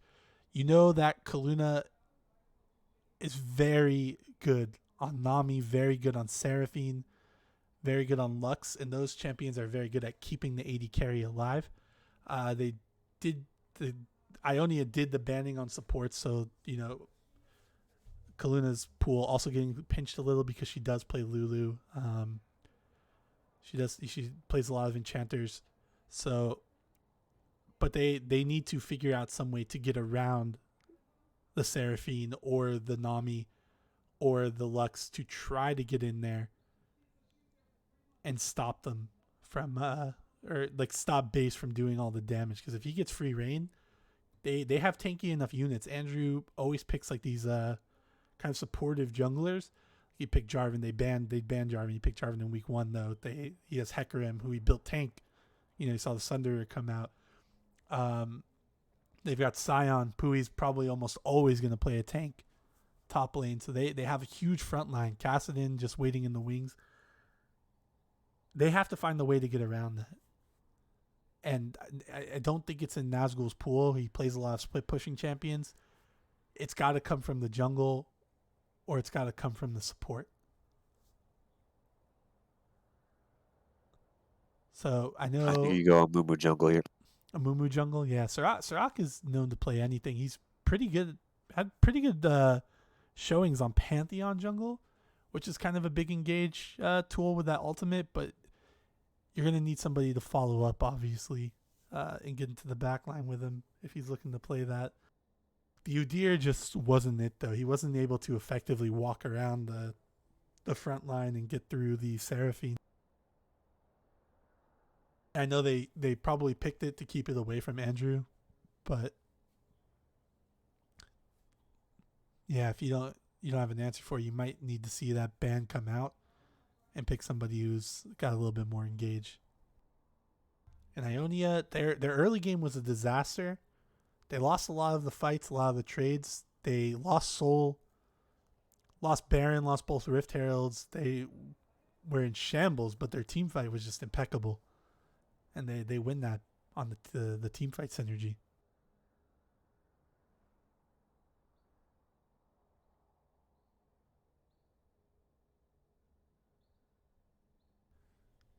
So draft starting finally. Both teams said R. I was like, oh, draft just updated. It wasn't working for some reason. Did yours just update too? Yeah, it was kind of instant. Yeah, that was weird. Okay, draft site a little weird. So we do have the majority of pick ban already done. Sorry about that. The website was like stuttering, I guess. I don't know. So let's take a look. Let's analyze it here. We've got so far, we had the picks and bans. Bandle City got rid of Maokai, Kassadin this time, Udyr as well, so they don't want to pick it away. We had Yorick, Nazgul's Darius gets banned, rightfully so, and the Zyra come through, and we've got picks already. Viego first picked by Bandle City, then Ornn Seraphine on the comeback for Ionia, Ilaoi, Lulu coming in for Bandle City, and then Ashe. So I think the team identity is like basically the same for Bandle City for sure, right? They need engage again, and I don't know where it's gonna come from. They're gonna have to find a jungler that does it. But even Ionia, they're picking engage. Bandle City's picking. You don't want to fight into Ilaoi. You don't want to fight into Darius. It's basically the same identity as a team comp. Yeah, like I said, Nazgul's pool is pretty similar. It's all these like split pushers who can 1v2. Yorick, Darius, Ilaoi. And so we might see kind of like the same thing happen here in the early game, but hopefully they round out their picks in pick 4 and 5 with a little bit more engage. Because they have a lot of damage in Viego and Ilaoi so far. We're probably going to see an 80 carry come through. So we're looking at mid lane here for engage. I'm not sure where you get it. So it's going to be tough. These team fights are going to be tough again. Victor coming through, a very good team fight. It's going to be rough, the team fights for Bandle City again. And they're going to hope they maybe get picks and Viego can take somebody. Twitch coming through for 80 carry. And now we're looking at a mid laner. No Anivia ban. I don't think we'll see Anivia come through again, though. You know you're into Victor in the mid lane. Who are you picking, Steve, if you're mid lane against Victor? You picking Vel'Koz? Yeah, I'll pick Vel'Koz. We get that outrange. You hit him with the Q. That's He's what immobile. That's what I like to hear. And we see Rumble come through. Okay, so Rumble has engage. His ultimate is engage. It's not like, like getting to the backline engage, but it's going to make the team scramble. And that's kind of what you want when you've got Twitch, you've got Viego. You want them like kind of like having to step off that ult and get into these like weird positions that hopefully you can try to get a pick on with Viego and then like get the resets, or Twitch gets to go invisible again. Kane coming through. Kane also another jungler that was nerfed in 12-18. Red Kane did get hit pretty hard. I kind of wish they picked the J4 there, to be honest. I was also thinking that J4 would have been fantastic here. But he's going to go Kane. Probably, I imagine he goes Red Kane, like kind of like a drain tank sort of stuff, which isn't as good. But yeah, Jarvan would have been actually really good there. But maybe he doesn't want to like accidentally trap his team on like a Rumble ult or something. So we're going to see. Andrew, we're just waiting for him. He did restart his computer. It's not coming back down. He's got the parts to all the folks in the chat in the stream. Andrew does have the parts for his computer. I hate bananas. he just hasn't put them together yet. So let's all like shame him for being lazy, even though we all probably would have done the same. But we're gonna shame Andrew here for not having his PC put together. So 3, 2, 1, Steve, we're gonna say shame, okay? On one. You ready? Are you ready, Steve? Okay. All right, 3, 2, 1. Shame. Shame. Yes. Perfect. Fantastic. So while we're waiting for this, I think we'll switch over to the Freljord game to watch because I don't know when Andrew's PC is going to be able to move again. So we're gonna turn on the stream and we're gonna listen to them cast a little bit here. I don't think they can really accomplish much level 1. No. Yeah, I guess Alistar needs to be level 2, really. Yep. I mean, you flash Q and then MF auto Q and then you're kind of done. Yeah, true. There's nothing wrong with blowing flash to get Hex Flash. True. They're gonna get level Yeah. 2 though. And I mean, we've seen what Lima can do with this Hex Flash. He doesn't really No, I mind. want him to flash the second hit too. Yeah. He could have. He could have. Didn't quite pull the trigger though. Ooh, a one-base turn, getting a really good trade back onto Toledo here, keeping it even. I hate bananas did join the lobby there. Very nice. Okay, Oh. Alistar does get So in. we're gonna be getting into Follow-up the game wasn't quite there. momentarily. We still have that 3-hour Oh my god. Oh my Go god. to- Oh! damage from. That's gonna be Tiger Udyr, right? He's got lethal pinpoint. Fortunately, the level 1 REQ can't finish it. He's gonna get the TP out of Ox right at the beginning. This is They're getting great. into Like, champ now he select gets an over on our opportunity to side. Pecan can really try oh. to set his lane behind. I remember, I wanted to say something about Shrina. Oh, Kelly, you I'll can't switch step over up to like watch that. champ Parallel select here. lines. And then we'll head back on the 3-minute delay to watch Freljord versus Shurima. I'm gonna go to the bathroom. Yeah, Freljord versus Shurima over on twitch.tv/slimsh SLIMSCH 90. Once again, I'll put that a in chat. woman's left unsatisfied. Oh wait, it says I'm not locked in. I am locked in.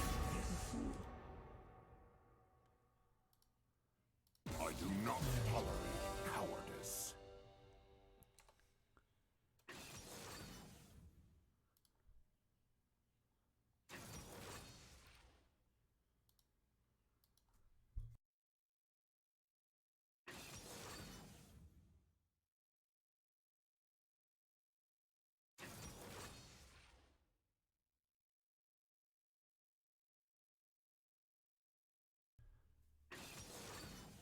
So just in champ select again. Pingu there on the Twitch, so he'll be going to bottom lane again, but with an actual AD carry instead of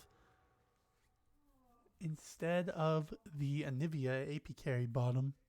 Twitch Lulu is scary, so if they can get the advantages that they got last game, even though their team fight is a little lackluster, they might just be able to power through.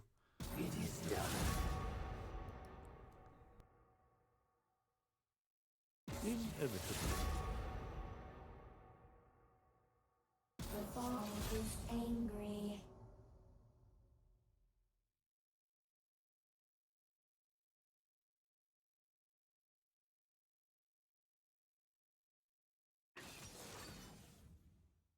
So how's chat feeling about game 2 here? Who do you think is gonna win? You got your eye set on Ionia in 2.0, or is Bandle City gonna force game 3?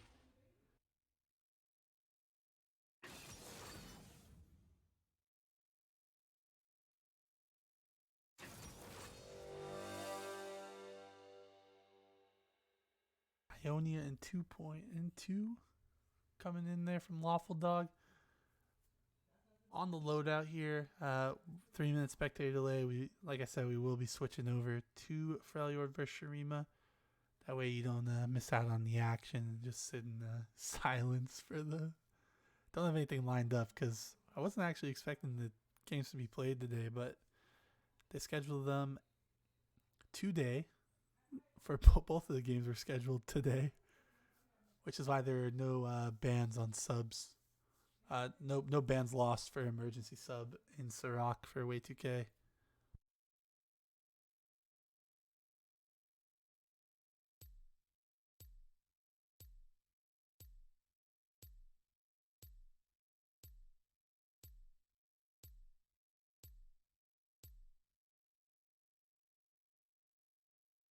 Wolf's looking potentially. Nope. Why gank when you can get a crab? True. Makoto's in the area. He's going to be doing these raids, getting a bit of revenge from earlier.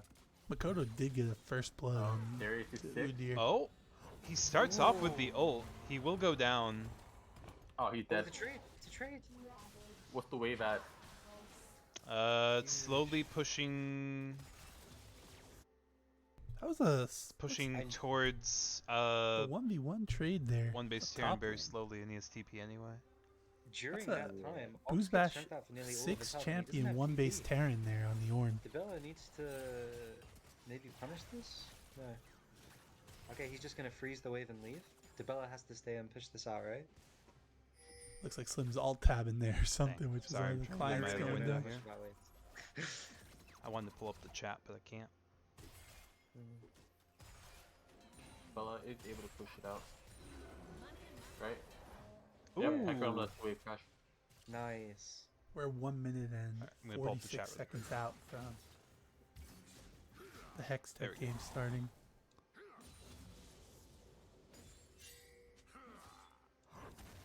Well, blue side gets the free dragon.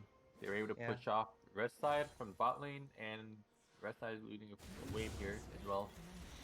Just really good job by Makoto here. Always recognizing Oh his no. windows. Yeah, Oh, yeah, I'd say so. Ooh, Yeah, yeah, I'll do go not go into combo. that jungle. Saving Makoto there. Oh, mean Lone Wolf? Oh, Oh, I sorry, need yes. to speed up. yeah, they're saving Lone Wolf. That's right. I swear the client's messed up.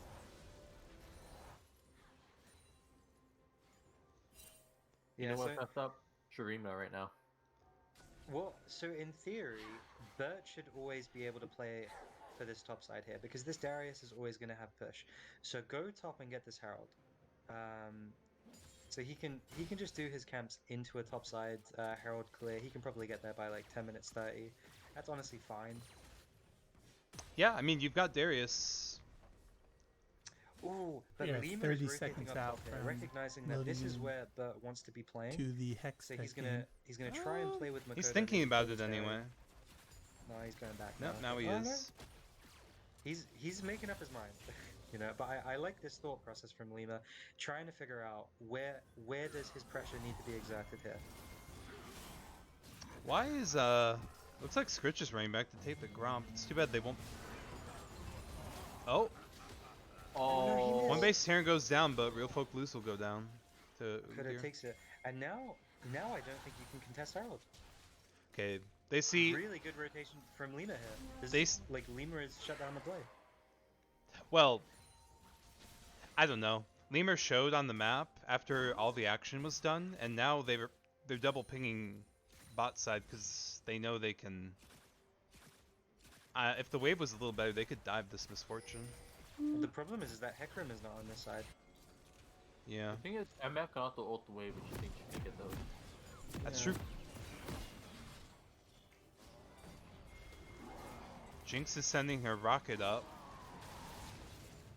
Not really hitting the mark. Makoto's very low. Oh wow.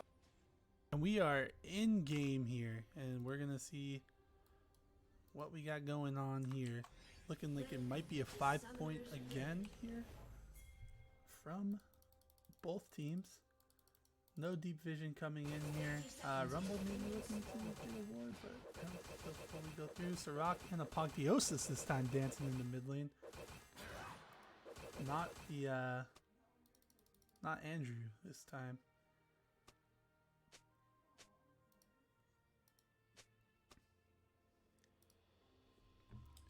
We'll leave chat on for a little bit here. Yeah, Andrew says not this time. Still not paying taxes. This church is exempt. Exempt.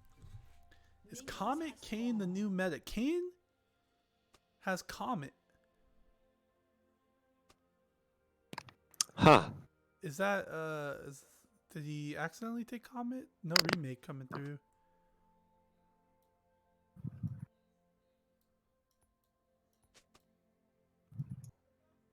Game is I don't already think that's correct. pretty deep in, yeah. So I think he's just taking Comet. Even if it was a accident, they did not restart. So I mean, what are the chances this game comes down to a team fight at 35 minutes? and you don't have Conquer? I think it's pretty good. No. There's no way the game does that again. Huh. Time to go to the old UGG and check out Comet K and see if it's coming through or if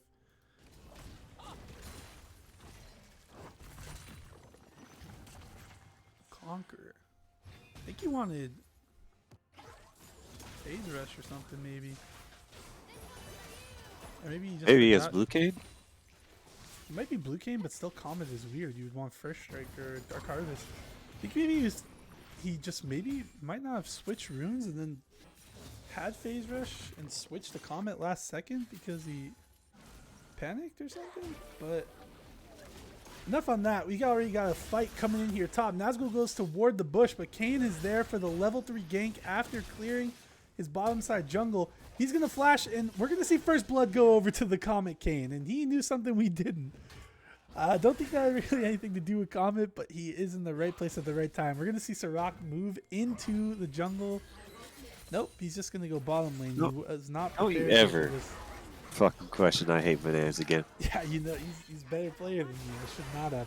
We got Sirach flashing in here. Base is going to have to flash out. The exhaust comes through. I don't think Kaluna's going to live through this. She wastes flash and exhaust, and we've got ourselves a game going crazy already here.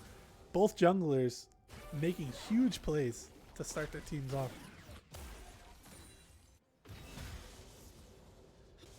Sirach on the Viega changing into the Seraphine almost made me want to drag the Seraphine down on the scoreboard there.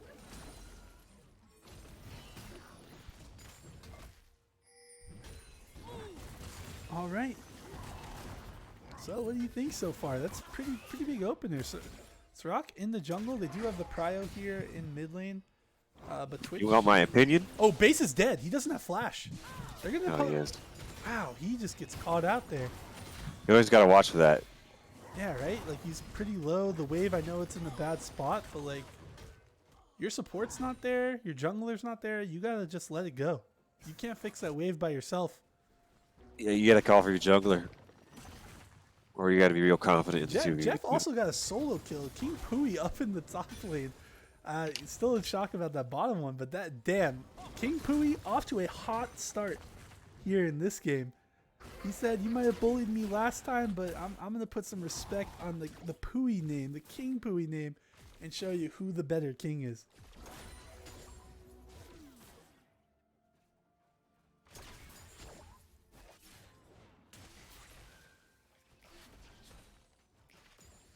All right. The way the game started, we got a kill on Twitch, an assist on Twitch, kill on Kane, kill on Ornn. Who are you taking right now, Steve? You don't know what else happens, so you like the Twitch being with the kill, or you think Kane and Ornn are going to be able to shut him down? I like the Twitch. And they're opening up here. Cameron takes a lot of poke, but Twitch is going to go off here and get a huge chunk onto base there. Seraphine should be able to heal him up, though. Jord in a sticky situation here. Kane coming through, and we have a pause. I might be ping issue with Sirach again. Lagging the fuck out. Give me a sec. Base lagging out. Alright, he says he's ready. They are unpausing the game. There's going to be like, every time the game gets paused and unpaused, there's going to be like a stop in the middle of spectate. It's going to stutter. Just know that's normal, Steve. Like, it's already, we're on it already because the pause was so fast. So the game will resume shortly. There it is. Jord's going to walk out of that gank. Andrew doesn't do the chase down because he has no idea where Sirach is on the map. And Kane is looking to go down bottom here, I think. But we're going to see a reset come in through Pingu. He does have 1,700 gold, so we're going to be seeing Noon Quiver come out. Probably. Oh, he just buys full boots. Okay, not bad on Twitch. Oh, we got a flash forward, and there's the spectate delay. The flash forward gets the ult on. Is he gonna get him? Apotheosis is You low. missed one of his harpoons. Oh man, that was so close there from Jord in the mid lane on the Rumble. That would have been so hype. Sirach looking to try to get him on the end, but Apotheosis smartly moves to the second turret. So King Nazgul down 2 kills here. Azalawi down a level, but still going to be up in CS, especially when this wave crashes in. Pui has the ultimate, but this is a huge fight. He's going to get him! Another solo kill from King Pui. Gosh, it's like every time one part of the map does well, the other part of the map doesn't do well. Oh my, they get the dragon, but that is huge. Pui with the huge fight. Alawi not quite 6 yet. And Pui's going to get a plate here too. And he's still pushing. He needs to get out of there. He has TP, I guess, but you don't really want to waste TP this early. I guess you can't TP to you can only TP the turrets. They've got a freeze here on bottom. It should break soon though, because they only had 3 minions there, and there's the spot it's in. I hate bananas stealing the blue buff here from Sirach. And Sirach looking to go here bottom. There are still no flashes. Kaluna's flash is coming up soon. He's gonna get the flash stun, and Kaluna's dead. Her flash 1 second away there. It is up now. That is tragic. And there's a kill in the mid lane with the gank from I Hate Bananas. And this is a banger already. A kill a minute so far right now. I think you know how this game is going to end, Grant. 35-minute fight somewhere. Dragon or Baron. Pui going in, taking the fight. I Hate Bananas not moving up. Looks like he's just going to his red buff. And they're diving base here. I feel like you got to see that coming. You gotta see that coming. Base once again sticks around too long without his team. And Nazgul running away from the king himself, Pui. Looks like it's I think if there's one player in this tournament that's going to dive you as ADC, it's Pingu. Yeah, Pingu is fucking crazy, man. Oh, he flashes! That wasn't a flash. Was that the W? Jeez, that was weird. That looked like he just like... I think I'm just blind. I think I might just be blind. That wasn't a flash. I mean, down 0-3 and you're still... W. Jord getting might ganked kill him. here again, but he's going to be able to get out. All right, what was that, Steve? I was just saying, King Nazgul is like going even. He flashes the engage. Pui is ulting up here, and directed camera decides that mid lane's more important. Nothing comes from it though, so directed camera does know better than us. And that's both ultimate. That is an ultimate down for Pui. Ultimate not used. Sirach just takes 2 turret shots casually. Jord is down here with the ultimate. Kaluna does have flash.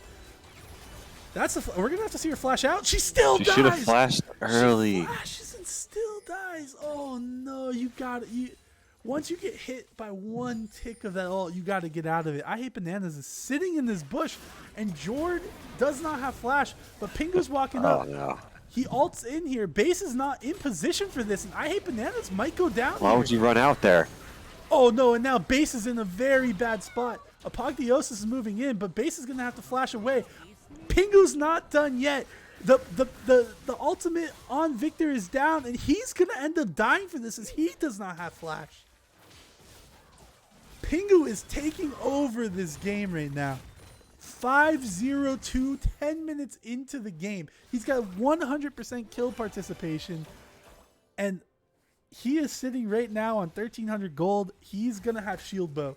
He's going to shield bow. He's going to have shield bow completed and full boots. Oh, he did sell the boots. Okay, Honestly, if you're Ash Seraphine, I think you got to fight right when Seraphine hits 6. How do you feel about shield bow on Twitch instead of Kraken Slayer this game as they're ganking here top on Pui? He doesn't have ult, but he does have flash. He might need to... Oh, there's the flash right there. He's going to get a kill! Oh, lordy. God, King Pui. Did he get 2? Is he gonna get another one?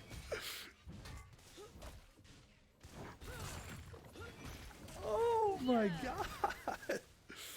Pui, you know, as much as Pingu's putting on a clinic in bottom lane, Pui is just weak side god right now. went, He's the Bork. strong side. Not shield bow. Oh, he went Bork first. Okay, yeah, I'm dumb. He didn't have a new quiver. He had a recurve bow. I wasn't thinking. So yeah, Bork first. Pretty good build buy into them, especially. Although we do see what will probably might be Prowler's Claw. Pui ults here, and he gets another solo kill. Oh my gosh.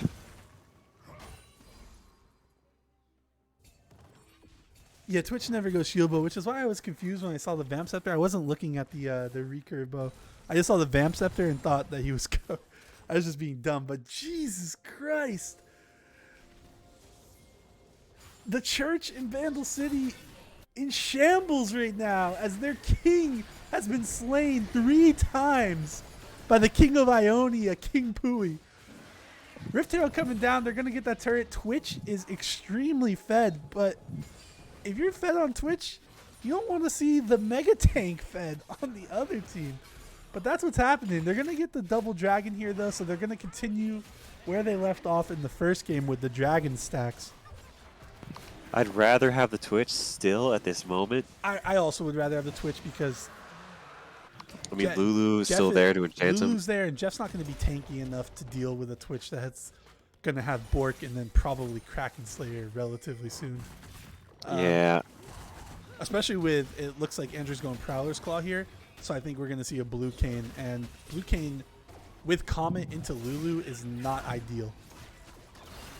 I mean, if King I Pui actually think uses it's a Rosemary. really bad Blue King game, so I'm not really too sure. Wow, the double kill coming through right there for the I wanted to say Victor, but I know it's I know it's Viego, but he was Victor when I was thinking, and that is huge there. Jord does go down, but that's big for the jungler Sirach for Bandle City. And so right now they are steamrolling ahead. Pingu going in, gets exhausted, but he's going to get the kill here, I think, anyway. Kaluna ticking down. The pot will save her. Does not get the kill. The pot saves her. She had about 30 health there. But this, for Bandle City, honestly, they probably didn't expect Alawi to be in a lot of the fights anyway. So I think they're okay with Alawi being the one who is weak side here. Not, you know, obviously if someone's going to get fed on the team, on the other team, you prefer it to be Ornn. I mean, Ornn's still getting pushed in, so. Yeah, he's still getting pushed in despite having the significant kill advantage. And Alawi is probably not going to interact with her team at all this game, so I don't expect to see her on the same screen a lot with the Twitch, Lulu, Rumble, and Viego. But the Ashe Seraphine lane is not doing as well right now with the surprise stealth Twitch coming through. I Hate Bananas putting more focus here on top. Flashes the ult, flashes the W, and King Nazgul walks out of there scot-free. Does lose the flash, but both towers still up there, so... Oh, the Rumble ult comes in. Apotheosis doesn't have flash. That's a dead Victor. Jord gets the kill. I Hate Bananas going down to Sirach here. Probably looking to give it to... What? What?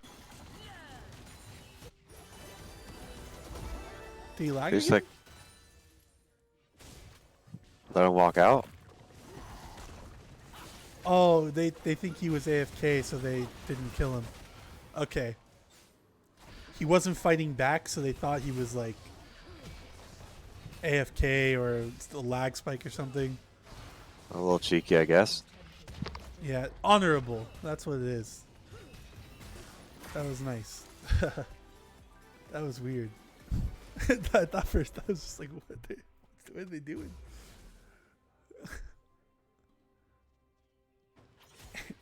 If you're Andrew, do you like intentionally just stop there? like in the future now? Oh, Pingu looking to open up here on base. Base does have flash. He flashes immediately, but he's still gonna die. Oh no, you hate I think you gotta ult him to make him use cleanse. You have to ult. Yeah, like right.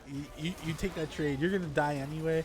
At least get this cleanse for a future engage because your ult's gonna be up faster than the cleanse will be. We got Dragon coming up in 1 minute 25 seconds. Rift Herald coming up in 19, 18, and Kaluna's also dead here because she. That's the oppressiveness of Twitch. We're gonna. Nope, we're not gonna get a shutdown because Lulu Twitch is an insane lane. Invisible champions when they're ahead is just nutty. Yeah, the resets on the queue are insane, and they get top tower. You know, and there's objective bounties already. It is a almost 7k gold lead here. Nazgul and Pui taking the fight. Base is there. They know he's coming. Alawi does all wins that trade. But we do have I Hate Bananas up here. I don't think he knows Sirach is here. I think he was clearing out a ward though. So he correctly identifies that, leaves, and they're going to get the Rift Herald here. With Dragon coming up in 35 seconds. So if I'm Bandle City, you're giving this to Nazgul, right? Because he's going to be split pushing. You let him take the Rift Herald, and then you guys go bottom for the Dragon. Yeah, or you give it to wherever Twitch is going. He kills somebody, he drops it immediately. Yeah, they let Nazgul pick it up. He's going to continue to split top, I think, once he backs here. And they're going to run over to the Dragon. And there's no contesting here with the Comet Blue Cane.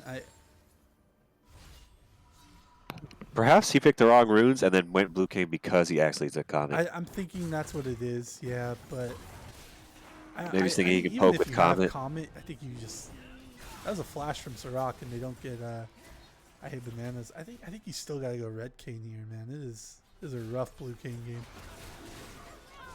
I know, yeah, he does prefer Blue Cane. I think he just took the wrong runes though, but I think he was gonna go Blue Cane no matter what. Because is he gonna get the steal? He gets the steal. Wow. He dies for it, but they get the objective bounty. He doesn't Does die he die for it? Oh my god, he doesn't die for it. And that's the kind of shenanigans Blue Oh, Cane they hit do. Pigu. Twitch gets hit, but it doesn't matter because... Oh, I think he got a Seraphine ult right after that. Nazgul's getting the tower here. King Pui walking up. I actually don't know if he's going to win this fight now that... I mean, base is here, so he probably will. Nazgul still gets the kill. He strikes back. He gets a double kill. Oh my god, he gets a double kill. Oh my god. He was 0-4. 0-4. Takes a tower. Gets a double kill. Who's the king now? Bandle City has their king back. No longer Shambles City. And they are just putting their foot pedal to the metal right now in this game.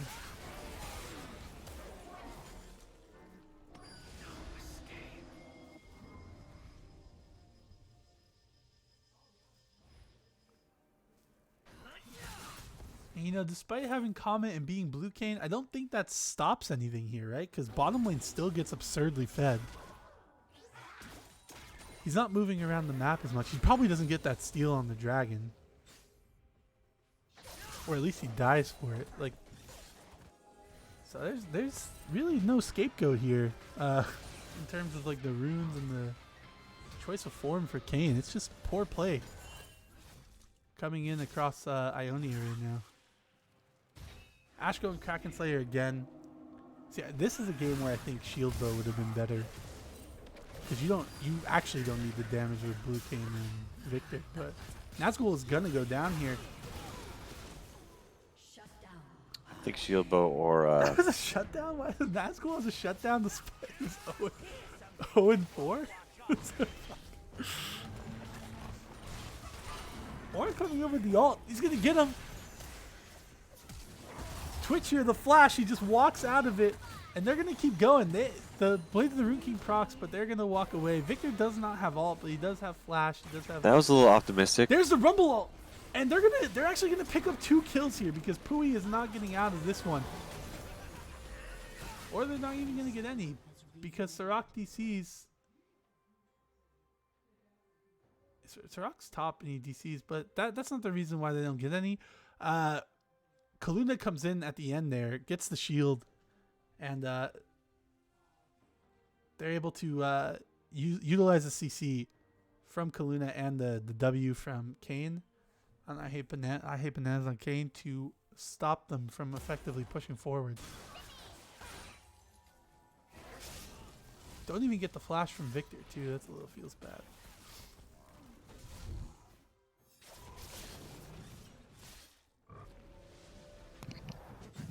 So Sirach has reconnected.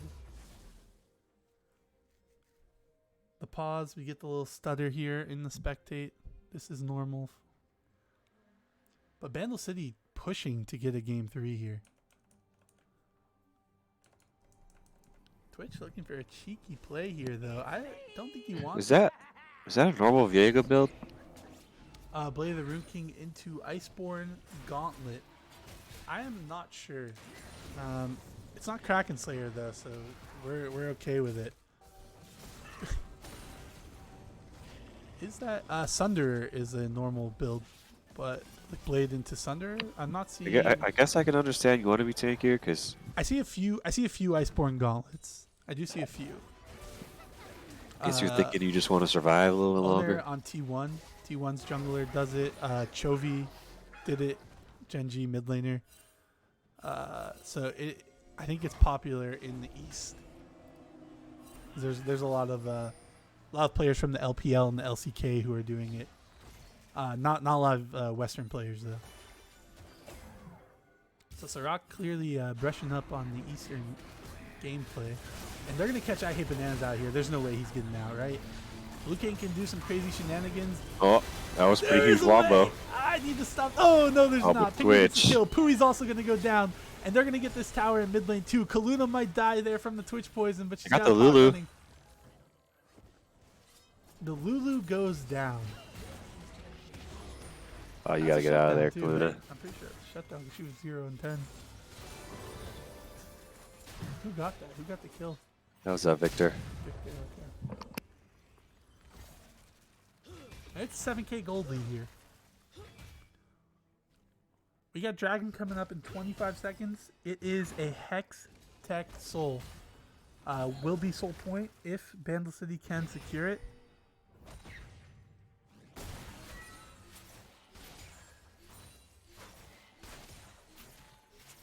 There's a lot of damage on this Ionia team, so they can try to look to fight. Nazgul is down here though, so in the full 5v5 with Twitch, I'm not sure how it's going to go. Twitch is sitting on 2 full items, the only player in the game that has 2 full. Well, no, actually, I Hate Bananas does have 2 full items. His are a little cheaper though, and it's not fully stacking their mana, so I will not call that a full item yet. King Pui doesn't know ulti. King Pui, no alt. Diego also has 2 full items. Oh my god, he stole it again. Oh my, that is so feels bad. He might actually get away. Oh, he's over not. the wall. They chase after him, but you hate to see that considering they didn't even have the full team there. They're gonna Shirelia's over though, and maybe they can get Baron here. That is 3. Oh, Ash, you gotta get out of there. All 3 dragons in the series so far that Ionia has taken have been steals.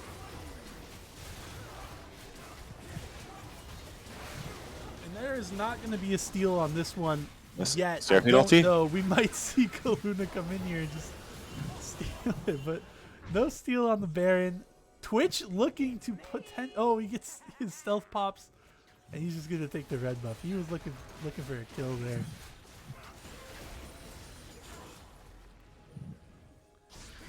And they're not sitting on a lot of gold, so they're going to continue to push. There is 1,600 on Jord, which would be a full Zonia's, but he still does have a stopwatch.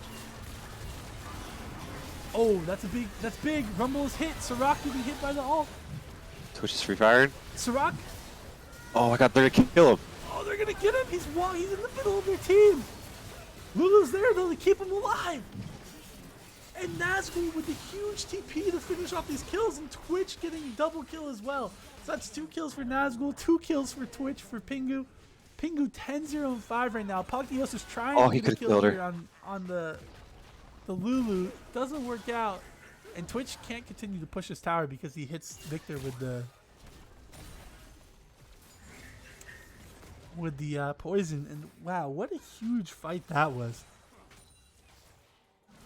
Started out as a 4v5. Nazgul TP's in, gets a double kill, dies for it, but then Twitch cleans up as well.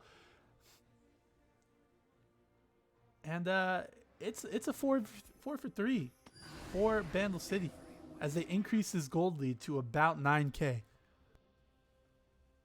That Mirror Mana almost fully stacked there for the Kane. He does have Yumu's into that. He probably, I imagine he builds Prowler's Claw as a A little third bit of item. early IE. Twitch is not getting the passive because he only got 40% crit. Yes, he does have the IE there. And you are right. Yep. No 60% crit there. Wonder what that's all about.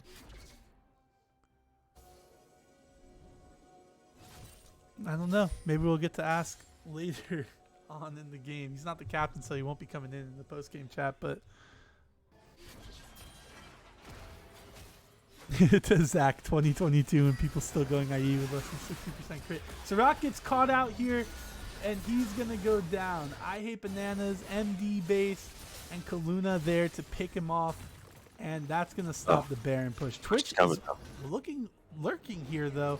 He comes in, he's got Lulu pocketing him. Oh, she didn't get her ult off. He's gonna kill her. Can he get I Hate Bananas here though? It is Oh, Blue yeah, Kane. He gets the shutdown. Edgar Allan Poe though does get the kill, and they get a 3-for-2 there. But Pingu's shutdown does go down to Kane, and that is scary. That was a 1,000 gold shutdown. Oh, I think if Seraphine gets her ult off, they clean up. Yeah, that was rough. Jord looking to just get this tower here, but he's gonna get Zanya's inside the Victor ult and the W. But Victor's gonna chase him down. Hits the harpoons, won't die here, but that was pretty scary. Nazgul does get the inhibitor turret, but I don't see him getting out of this one. Do you? I do not. Stays a little bit too long as we got Dragon coming up in 56 seconds. He'll be up for it though. No TP. But there are Hextech gates. They do get the mid turret there. The minions finish the job.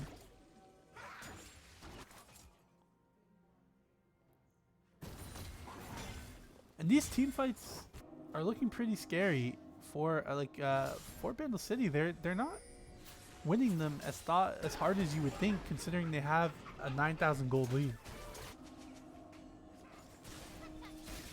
Look at that damage poke from Blue Kane with Comet. The Lulu wall comes in. Will Pingu live here? That is the question. I don't see Andrew getting the kill, but the charm comes through, stops them from killing Andrew, but I mean, Lulu and Twitch don't have ult here. Lulu and Twitch, no ult. Andrew, no ult either. Sirach going forward 1v4. He's going to get caught by the stun. The team is not there, and he's going to die. Andrew dies too, but Pingu's also going to go down, and you got to get out if you're blue team. Bandle City, they just got to give up the Dragon. I honestly think red team might. I think they're coming back. They're coming back. They are down 8k gold, but it's not mattering if you keep getting caught out like this. Victor got both shutdowns on Twitch. That's huge. Oh, wait, no. Kane got one. Kane got the first one, that's right. Kane got the first one. This 800 gold shutdown went to Victor. And they're going to get this Dragon. They're going to be on soul point because of those 2 steals. Yeah. And it's a really good soul, too. 3 Hextech Dragons right there. That is... Grants 9 ability haste, 9 attack speed per stack. So they're sending 27 ability haste and 27% attack speed buff right now due to the 2 steals and then that fight right there where they trade Pingu for Andrew. Actually, maybe 2 games in a row, I think red team might come back from this. Bandle City put so much pressure on them early, but they're just not getting it done in the team fights. Pui started out 4-0, now sitting 4-3. Nazgul started 0-4, now sitting at 5-8. Twitch was 10-0-5 at one point, now 13-2. So since the 10-0-5, he has been 3-2-1. And we got a fight here. Andrew gets polymorphed on the Kane. He's dead. They're looking for more as Apotheosis walks up. Pingu. That's stop block. Ash right? was not there. Ash was not there. That's game. Oh, yeah, right? I think it is. Ash can't stop this. They're pinging 2 inhibitors though, so they might not push for the end. It feels bad as an ADC sometimes. 25 seconds on the death timers here, and they've got 2 full waves. I don't think Ash has the wave clear to stop this. We might be looking at game 3 here. Yeah, I think that's it. 10 seconds on Look at the Kaluna. game. They all Jord can't walk up because he'll take. No, he doesn't take the turret because Soraka's tanking it first. They're hitting dude. Oh, they get base. They stun him, but he flashes out. They're hitting both turrets. Oh, they killed do him. get him. He walks Over. back up. Kaluna's gonna walk up. They're gonna try to stop him here, but it's not gonna happen. We're going to game 3. What a banger. I thought for sure that Bandle City was gonna maybe throw this one back towards Ionia, and we might have saw an Ionia in 2, but Ionia throws even harder in that fight in the red side jungle. I honestly Wow. thought it was going to be back-to-back comebacks. That was wild. We've got 2 banger games coming up here.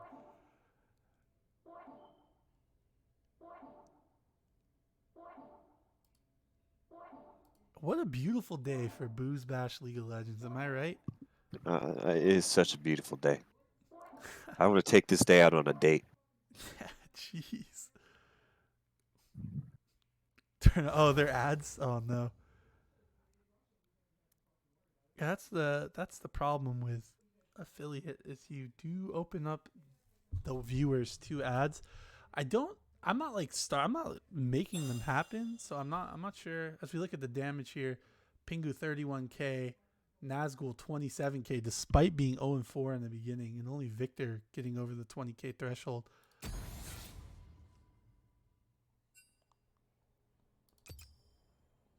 Getting into the next game, they are ready to go. Is 10 o'clock. I know Andrew. I hate Bananas and Kaluna. They do not like to play this late.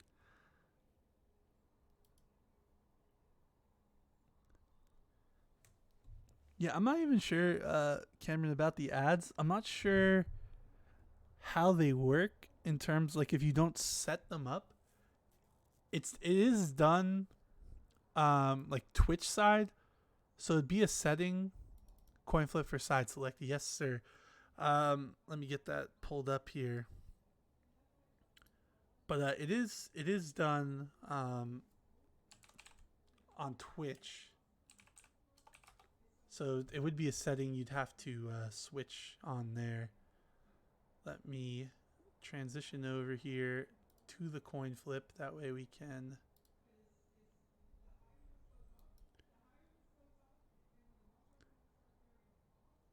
all right, so who is calling it? We got everyone in the chat here.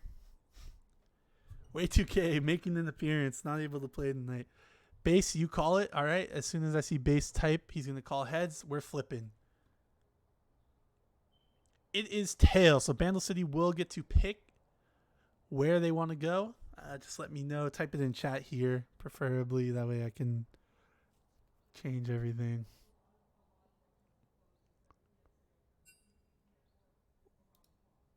Or you could type it in chat there. All right. So they're going to take blue side again. They did type it in the league client chat, as you can see right here. So we will see Bandle City on blue side again. They like their draft plan, as you can see. Andrew resting his computer again, not online. And what do you think? Game 3? You hype for it? Yeah, I want to take this game out on a date. Yeah, who's winning? Who do you got? It's been pretty wild. You want to make a call before we see the draft, or? You know, these teams have a theme. Mm-hmm. One Yeah. likes to engage, one likes to not engage. We got one Yeah, I don't think that gets ahead early when it comes back. I think Bandle City's probably more sustainable since they get the early game leads. I agree.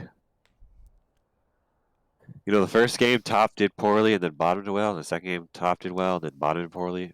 Yeah, they swapped. They swapped there. That was pretty wild. Our Getting fantasy that orange doesn't points- mean anything. Hopefully, we had just got enough fantasy points in the first game that the second game doesn't matter. I'm pulling for Ionia here because I need the fantasy points. Are we going into game 3? We're going into game 3. Is that Juan? Is that does that mean Freljord 1 and 2 over there? I'm Oh not man, saying we got spoilers coming in as Juan joins I'm not in. saying anything. Don't worry. All I'm gonna say is I feel like I got a good amount of points from that last game. And you did pick Freljord players, so we are getting into game 3. We've had 2 banger games. The first, Bandle City has had huge leads in both games. First game, Ionia clawed their way back in, got a clutch Dragon Steel, ended up winning the game in their insane team fighting. And then game 2, Bandle City, once again, huge lead, stole 2 dragons, got to Soul Point, but then took a bad fight while the wave was close to their turret, and they ended up losing there. It was pretty sad. So we're into game 2, and we're gonna. Ionia checked ready for the draft already. Wait, they're checking unready there, but we're waiting there. Bandle City, First Baptist, and in the third game they rose again. That's the name here on the third day. Draft law causing us problems, us too. So we're gonna probably have a remake on this link here, but yeah, I guess. What I want to know is how did King Nazgul do? Because I got him on my fantasy team. King Nazgul fucking popped off in the first game. Let's go. He was like 13-3 at one point. I think he finished like 13-7, 13-6, something like that. But in the second game, he started 0-4, but finished, I believe, 5-8, and then a bunch of assists. So he did go hard so far. We're gonna see this third game coming through. I know Base put up huge numbers in the first game. So did Kaluna. So That's my unfortunate. fantasy team also looking good. In the second game, though, they were like 0-4, both of them. So they were like 0-8 in late. Let's just draft in an Excel spreadsheet. Here, I'll invite you. That way you can.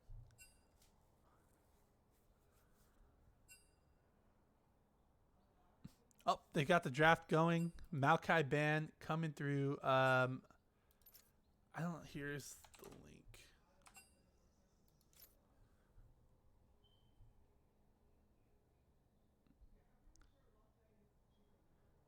So we see the Maokai Ban come through. Ionia switches their bans Twitch. Udyr coming through too here. Again for Bandle City. Zyra coming in again. So Ionia adapting their bans. Bandle City adapted in the second game, but just looking to have the same 3 bans here probably. We'll see with this third one. It was casted in last game, so we'll see if that sticks. Since they joined late, are these bans reactive to the game that was played prior? Maokai, Yorick, and Zyra are all the same for across the board. They picked Udyr in the first game. It didn't work out. Bandle City did. Bandle City's been blue side all 3 times. They picked Udyr. It didn't work out, so they banned it the second game. They're banning it this game. They let Cassidy through in the first game. He popped off, so they banned it this game and last game. Twitch was... I forgot what the ban was. They banned Darius last game because Darius popped off in the first game, but then Twitch popped off in this game, so they adapted and switched to Twitch. But yeah, they kept Zyra the same, they kept Yorick the same, and then Bandle City kept Maokai all 3 games. They're going to pick Jarvan here away from I Hate Bananas. Darius is back up. Yes, that is true. We're going into game 3. I'm going to play Silver Scrapes, but it's going to get DMCA'd. But we're going to do it anyway. Maybe it's on that playlist. I don't think it is. But You gotta play it during the champ select. yeah, wait it time. doesn't matter. Orange Yep. Seraphine coming through again. This was their first 2 picks in the last game as well. They might see the Ashe come through as well. Caitlyn was up. MF was up last time, but they picked the Ashe because they did so well on it in the first game. But then they were not able to get anything going in the second game. Rumble coming through. Trying not to have George Poole pinch. Nope, there's a Lulu. They switched at the last second. Will we still see Rumble here, though? Or will we see an AD carry come through for Pingu? If you don't pick your top laner here, we might see the Darius ban come in. We might see an Alawi ban come in because even though he started 0-4, he did come back pretty hard with the Alawi. So might see a top lane pick come in, and there's the Alawi coming through. I think if Ionia just runs it back and they just don't feed in bot lane, they can win the game. Yeah, because their team fighting has looked a lot better throughout both games. They pick Alawi over Darius. Obviously, I think they feel that Alawi has a little bit more agency in the team fights. Fizzban coming through. We saw that last game as well. Victor coming in the mid lane, so they're trying not to have Tay's champ pool pinched either. Because we probably would have seen a Victor and Zed ban in round 2 if they didn't pick for him. No jungler picked, no AD carry picked. We're going to see MF come out. Might see a Caitlyn come through as well in the bans.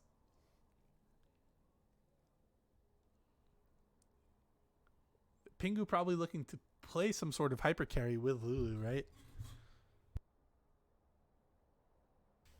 Jarvan does a lot of damage early, but in team fights, he's just really kind of utility bot. They ban Lilia. He definitely doesn't want to be Andrew Lucian. on Lilia. Smart move. Although they are magic damage heavy right now, so.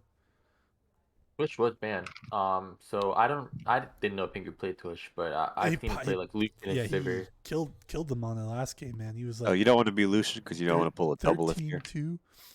Yeah, you don't want Lucian here for sure. Yeah, I know that. It's just I don't really know what else he plays aside from Sivir. They ban Rumble. Here comes the Caitlyn pick. Yeah, Sivir nerfed pretty heavily a couple patches ago. Sivir is also good into Caitlyn though.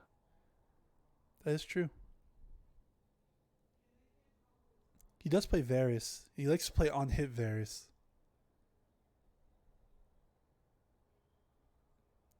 Slim saying in chat that it might be a Vayne angle. He also likes Ashe.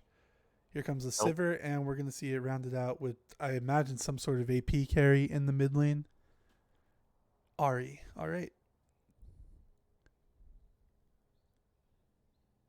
Still not a lot of magic damage coming across the board for Bandle City. So I think we're going to see some armor stacking going on here from Ornn and then probably Vi. Oh, Hecarim. So Sunder in the Death Stance on the Hecarim, I think, for Andrew.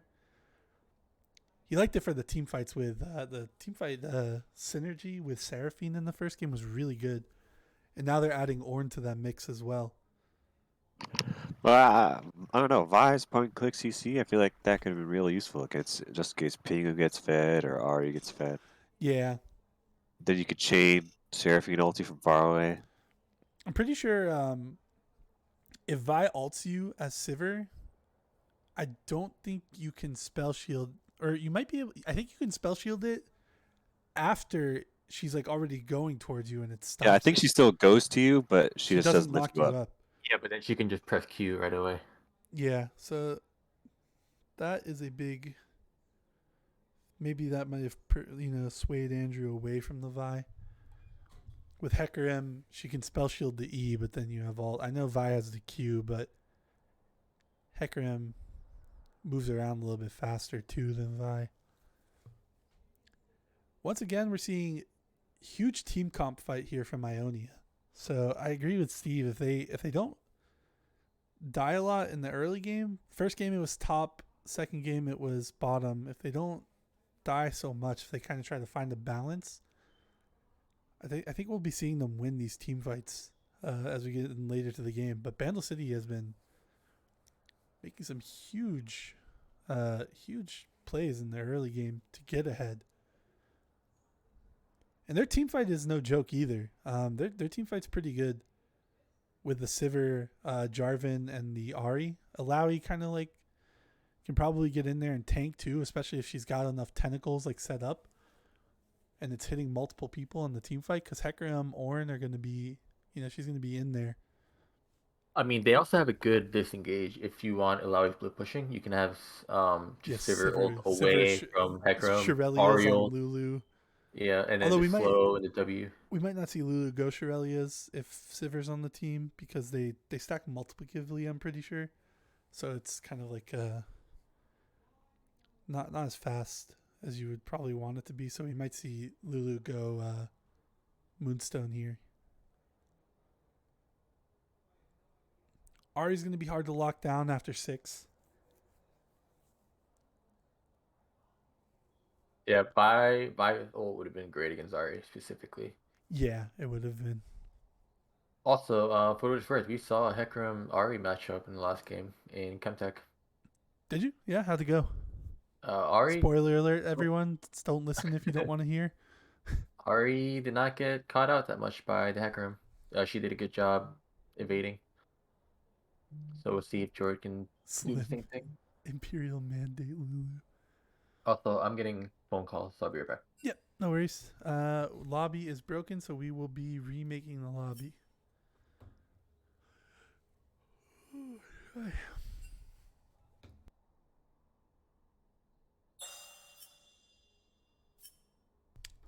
Get everyone invited to the second lobby.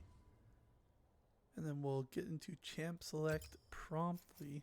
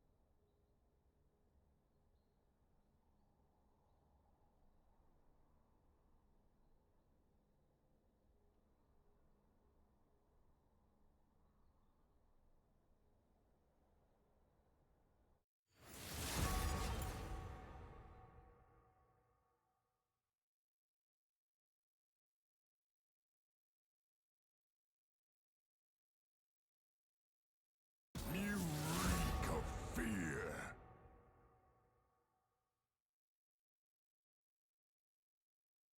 I'm also going to go to the bathroom. All right. Just me. Not much to say right now. You know, we're just getting into champ select. Let's see, Twitch chat. Who do you got? You know the comps. Well, I guess we're gonna see him picked out. But I'm gonna transition back to the pick band. You tell me, based on these comps, who do you think is winning game 3 here? Who's taking it? Ionia no longer in 2 for this one. Team Andrew coming in from Milton Fudge Cow. Andrew is I Hate Bananas. I think mostly everyone knows that, but we're just going to keep telling everyone anyway. So we got 1 vote coming in. Ionia still wins in 2. So we've got 3 for Ionia. I do agree their team fight is looking a little bit better. I do think Bandle City's team fight is still good, and they fixed some of the issues in terms of engage that they had in the first 2. So if they do get the kind of lead that they've been getting, it's going to be hard for Ionia to come back. But Ionia, I think, in general, has played the team fights a little bit better, despite being down a lot. So they always do have that kind of to fall back on. But we've got 3 people for Ionia. We'll get thoughts from the other casters, Steve and Juan, when they come back. I think Ionia wins this one as well. And I hope Ionia wins it. Because I've got base. I've got base. I've got Kaluna. I'm pretty sure I might have Apotheosis too, if I remember correctly.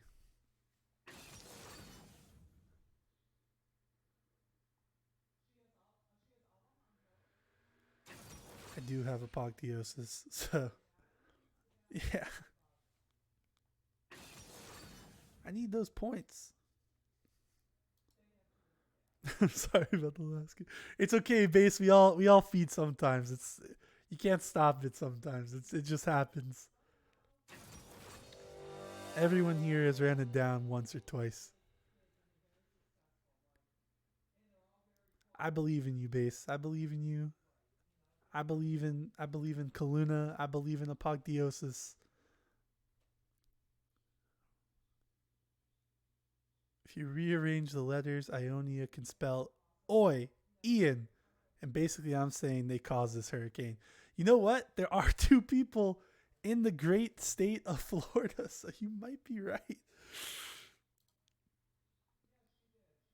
These damn Floridians. Zach is a fair weather Bandle City fan. Coming in from Way2K, he's here, but they're gonna stick with Sirach for the game. Obviously it's hard to like want to transition, back to the person who was a sub when you've got the synergy already.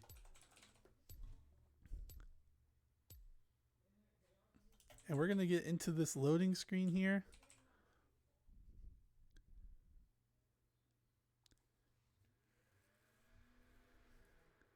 Where is that? Stream assets, right? I'm gonna look at that league playlist and maybe their version of Silver Scrapes will be there. I don't think so, but League of Legends, Clash, Arcade, Godfist, Closet Fan, I won't tell. Twitch chat popping off. I love it.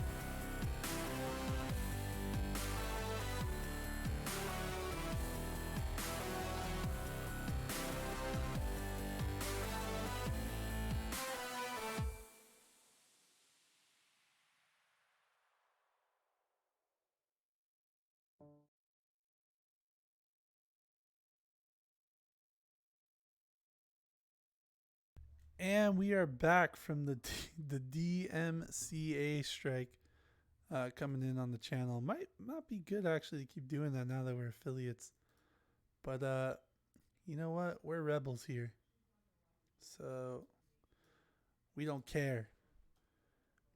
And we're getting into the game right now.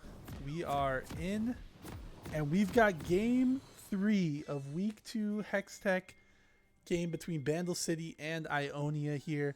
Juan, Steve, are you back yet? Am I by myself still? I don't know. You're not alone, Grant. I'm not alone. Steve, who do you got? Who do you think? okay, we will start paying taxes coming in from the church. The church will start paying taxes in game 3. That's what they said. Got the objective timers. Remember, Control-Shift-Z gets you the zoom out. I honestly think this is an easy red team win. Yeah, the chat thinks so too. I believe Ionia is going to win. Not only because of my fantasy points. Sirach gets hit. Andrew hits him back. Oh, he gets 2 on him. He got the grass proc. Pingu getting some damage there. He What a does get the jackass. grass proc. The grass proc, yeah. Also, starting tier on Sivir, I feel like. Let's Ionia scumbags didn't get the correct order for us this time, but they've done it every other time, so we forgive them. Scoreboard fixed. Both teams 5-pointed. We did get vision though from red side at the Raptors, so they'll know relatively soon that Andrew did not start bottom side when he comes through. Ward might fade out by the time they get there.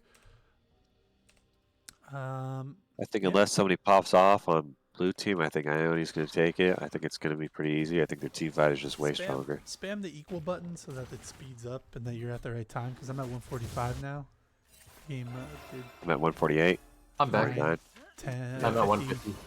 51, 52, yep. Control-Shift-Z again. Hecarim takes red buff. He's coming for a gank already, and that is a huge... There's a level 2 gank coming in from Sirach as well. And we've got a banger here. And Hecarim moving in. He's going to take the buffs because Sirach did show top. And Sirach's not going to get a buff back for this. That's huge. He's going to get the Raptors as well. Sirach, oh, he didn't know that he didn't have red buff. He's going to get Raptors, but Hecarim going towards that red buff. Bottom lane can't do anything about it because they're getting pushed in by the Caitlyn Seraphine. And already we see that this is a win for red side. They're going to have the advantage because of this. But they got to be careful with Jarvan. I'm assuming they know that he's in the top side jungle on their side. So the solo carries have to be careful. Andrew getting really low in the jungle there. I don't know if anyone saw that, but he smites it and comes out. Nazgul getting some big poke on Pui here, and they're looking to dive already. I don't think he gets out of this one. Oh, he just needed to drop the flag. He did not drop the flag. He doesn't get. Who's got way 2K in fantasy? That they're seething right now. No fantasy points coming through there. He didn't drop the flag. And Pui TP's back. And he's gonna take a bunch of damage already. Oh, man. Sirach is still up there, though, but he's low. He's actually probably going to die here to I Hate Bananas. He flashes out, but Andrew's ghosting in, and he's going to get a kill. He's moving in, looking to get on Nazgul as well. Nazgul does have flash, Nazgul though. can turn this, right? Yeah, well, not anymore. He missed. Oh, my. That is huge misplay by Sirach there, just overstaying. Andrew runs up there, gets a kill, gets the flash. And Sirach gets nothing out of that. He gets Krugs and he gets Raptors. He didn't even get all the Krugs, though. He got the big one. Well, he smited to go dive, and then I guess by the time he came back, he was just low. I don't know. Yeah, he was tanking the doubles, I think. The 2 little mini ones. Andrew taking his camps, too, in bottom lane. He still has his bot side blue side jungle to take as well. The blue side jungle. Well, it's a good thing Jarvan's level 3 because you only need 2 abilities for that champion right now. It's true, yeah. No, his ganks are still strong. He doesn't know that Andrew's in his jungle. He will now, so maybe we'll see him push through. He's going to go to the scuttle. Hopefully he identifies that and moves into the jungle. And Nazgul is fighting I Hate Bananas here. He misses the E. And that hurts because Josh knows that Bananas is topside. Yeah, he does. He's taking the Scullo here, though. I Hate Bananas is backing here, though, so he might get to that blue buff. Maybe Sirach just sticks around. Oh. There's a ping ward. They ping that there's a ward. Pingu does like to place that ward down there a lot. I lied. He's not good into the jungle, but boss side, red side Apotheosis knows that is he's there. moving over. He does get the ward down. Andrew's probably running to the blue buff, but I think Sirach gets it and gets out here. We're getting some poke here. Let me zoom out a little bit because we might see it. Yeah, I thought that Tay was going to rotate. He doesn't have smite, but oh he gets my it. gosh. Sirach didn't want to smite it. I don't understand. No, he didn't have smite. It was like counting down. Oh, was it like seconds away? It was literally like a second away. And they're fighting here. Sirach is getting dangerously low. Kaluna's there on the side. Doesn't throw the Q at him, though. They get apotheosis. Andrew gets out. Oh, Kaluna threw the Q at the bush here. I don't think she saw Sirach over there. And wow, we've got a banger already. Again, these games have been pretty crazy to start. Victor's going to TP back mid lane here. And it's 2-1 lead here for Bandle City. Bandle City does have about a 400 gold lead. TY for teleport. Yes. Pui does not have teleport, so you can loot a lot up there. Yeah, Pui did not have TP. Nazgul still has his. Pui down about 26 CS right now. Basic Luna, she gets the double E there. It's not a root, but she hits both of them with the E. It was not the upgraded one though. Oh, they flash forward. He hits him with the net. Oh, base with a huge play. Oh my! Cameron doesn't flash in time on the net, and Andrew is here on the Hecarim, and he's gonna get a kill on Pingu here. That is huge from the bottom lane and the jungler for Ionia, and they're back in front. Base, you know, he learned not to he learned not to net into the team this time. That's correctly. And he gets the kill. Andrew level 6 here, while Sirach is still level 4. Sirach taking the red buff here. Both junglers have their upgrade smite. Dragon is up. We don't see an early dragon take like we did in the first 2 games. Sirach a little behind here. He has a giant's belt. That's all you need, baby. For what? To live. Titanic? Titanic, maybe? But wouldn't you want Tiamat? Not if you don't have the gold for it. It's like Why what? wouldn't you just go Bomby Cinder then and get like might go tank or something? I don't know what the giant spell's for. Deadman's? They're looking little pings on top, but Pui is close to the tower, so I don't think anything happens. Andrew's starting up the dragon. Ari going over to check on it, it looks like. Victor in mid lane just clearing the wave. I don't think Sirach is moving down. She gets a charm here on the Victor, and he takes about a quarter of his health. I don't think they're going to fight for the dragon. Direct camera sure as hell doesn't think so. And Nazgul is just putting the pressure here on Pui. He's 21 CS up right now. Oh, they're coming in! Can we see a steal? He smites too early! And he's going to die for it. Can Jord get out? He smote, and it had about 50 health there on the end. Oh, you hate to see that.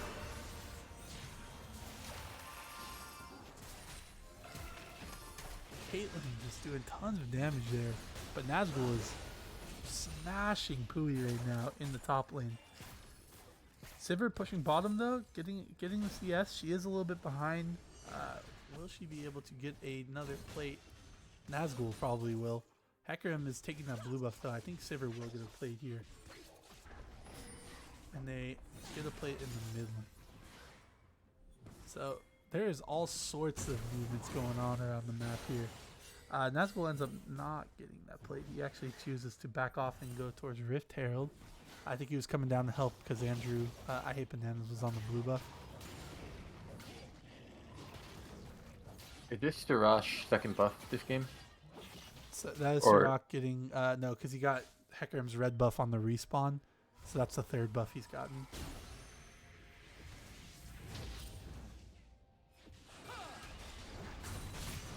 Damn, Pui comes back just to get wailed on. Oh, man, it hurts. He's not dodging those tentacles very well.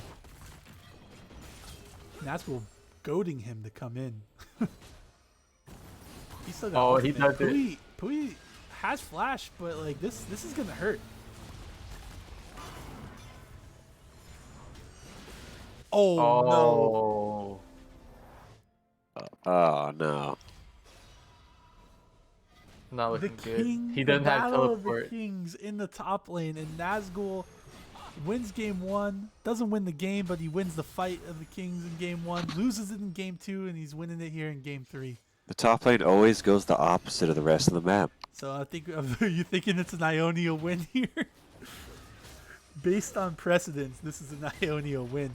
Nazgul has 3 plates in the top lane already. Hecarim coming down bottom to gank this bottom lane. Kaluna not there yet, but base is a little close. He's getting some damage, just pounded by the bottom lane. He doesn't get much damage off on them, and that's a failed gank if I've ever seen one. Yep. Goes get in him a out little of the game. too early. The bottom lane just not in position to deal with it. And Sirach might even actually be able to go into the jungle here because his bottom lane has priority. Although Victor is moving over, Pingu chooses to stay in the lane and just kind of shove it in.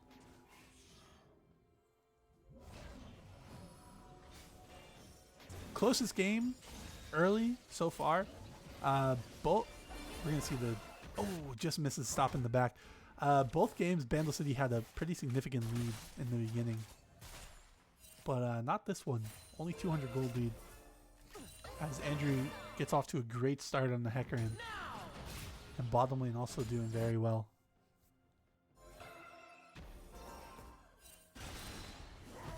And Nazgul continues to just pound damage. Oh no! Hecarim comes in with a huge engage. Seraphine ults Pingu though, and Pingu flashes over it. Almost gets the Caitlyn there. Caitlyn ults on the Lulu, doesn't have enough damage. And the Not a fact good comeback. that the fact that they live there is huge. They're gonna lose a plate or 2 there, but Nazgul's still doing this thing top. They're getting Rift Herald, and they don't die. Pingu's sticking around though here. It's a little risky. He's half health.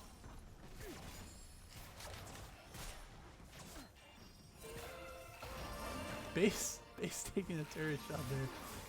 Oh, yeah, you don't stick around as Bingo. You just leave. That was greedy. This is greedy. We've seen this happen multiple times in the series from both teams, and Pingu's dead. You wanted the EXP, you just take the Crux or something. Yeah, or you back at full health, and they wouldn't have. You would have been back probably. I don't know. Now you lose even more minions, you lose the turret. Yeah, base probably lets the minions die here if he's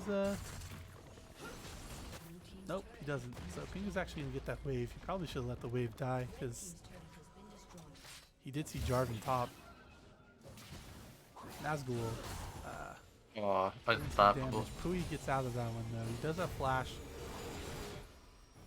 Tower is gone. Who got first turret actually on that one? Offside or red side. Red side did. By like a second. So they do get the turret instead of the Alawi. Dragon coming up here. No TP for King Pui, but there is TP on King Nazgul. Although he is half health, so I don't see. He'll have to back if he wants to TP in. Wait, first item got Black clear. Weaver. Yes. Yeah, is this normal? I'm not sure, but it's got all the stats he wants. He did it last game. Yeah. It's got all the stats he wants. Victor also answers top, Pui going down, because Victor does have TP. So we might actually see a fight here. Sirach going in. He's going to be collapsed on, but Sivir... A little optimistic. Oh, man. Ari gets the kill on Victor. He goes in there. The charm misses. That was a bad angle to throw it at, but Sirach, Pingu on Sivir, and then there's the TP coming in here. Oh, this is not looking good here for Ionia. Sirach just doesn't have the mana to keep pushing forward, and Nazgul chose to go on Alawi or on Kaluna when he first TP's in. They live, but they lose the dragon. Unless Andrew has like a miracle steal again. He has Hecarim. Base sticking around, looking to get this wave. Nazgul's gonna get the pull there on base. Get some damage out. And they hit back. And we've got a banger here in game 3. It's a big back and forth going on. Classic tier Sivir. I like to throw 400 gold in the garbage build. That's from Zach, not from us here in the caster booth. So Pingu, if you're watching. I Zach, mean, it makes sense. You you're no used to longer Zach trying to go ship mana his gold. mute Where on you got- Sivir. Or throws the Q the wrong way there. I hit Bananas and they chase him down. That's a dead Ari. 5-0 Hecarim. 5-0 Hecarim, Sunderer going into death stance. And King Nazgul's in a sticky situation here. He's got his ultimate though. He might be able to pull Or this is he? out. Not enough It's not going to heal enough. Wait, he flashes back. Oh, he was Ambitious. trying He just wasn't hitting enough people with tentacles with that ultimate. Wasn't getting the heals that he needed. But they do get the mid turret in, as an answer to that. Pogdios is wailing on this top turret here, and that entire wave is going to go down with no one to collect it. Who do you think has the better scaling team here? It's got to be red side, right? Orn items like the ornaments. Victor is the better scaling AP champion. Sivers, I'm not sure how her scaling is after the nerfs, but I imagine she still scales pretty well. But Caitlyn also deals a lot of damage at 6 items. Support wise, it's probably a wash. Although Seraphine has more potential to affect the team fights with the shielding, the roots, and the charm. And Hecarim scales better than Jarvan, I imagine. But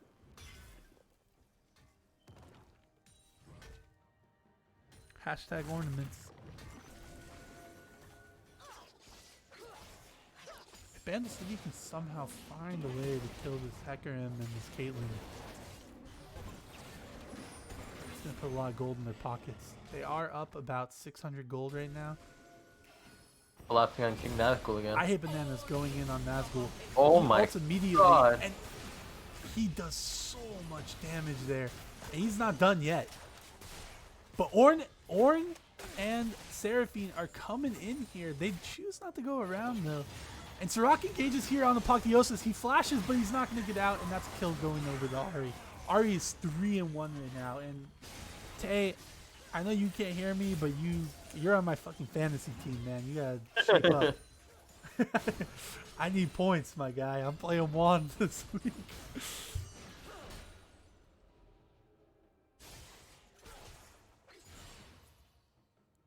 I hit Bananas here. Ahri has no ult.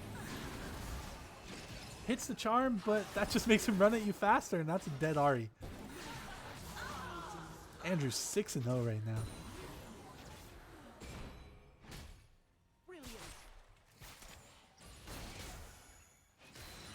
No one can stop King Nazgul. Like, they Nazgul need to is- send a whole team. Yeah, So if Bandle City is able to capitalize that and get things done elsewhere, it's he is good. just He's there by himself. 162 CS to 77. he's almost flame horizoned him. I didn't think it would be this lopsided. I know the game 1 was lopsided, but I thought after game 2, Pui might have like figured out a secret tech or something. But he doesn't have the jungle help that he had in the first game. Although he had 3 solo kills in game 1 or game 2, I mean. So, but I think Sirach giving him that kill early on the DC was pretty big. So. We got a Hullbreaker for Alawi. Black Cleaver into Hullbreaker, so I imagine we'll see a Mythic come through. 3rd item maybe, but stops Sirach from backing there. Good move from base as Dragon is coming up in 40 seconds. They're chasing him down. The Ornal comes through, but there's also a dive coming in mid lane, and Andrew might go down here. The shutdown goes Oh, over the that was a jungle. little Sirach ambitious. gets out. Flashing Mastery.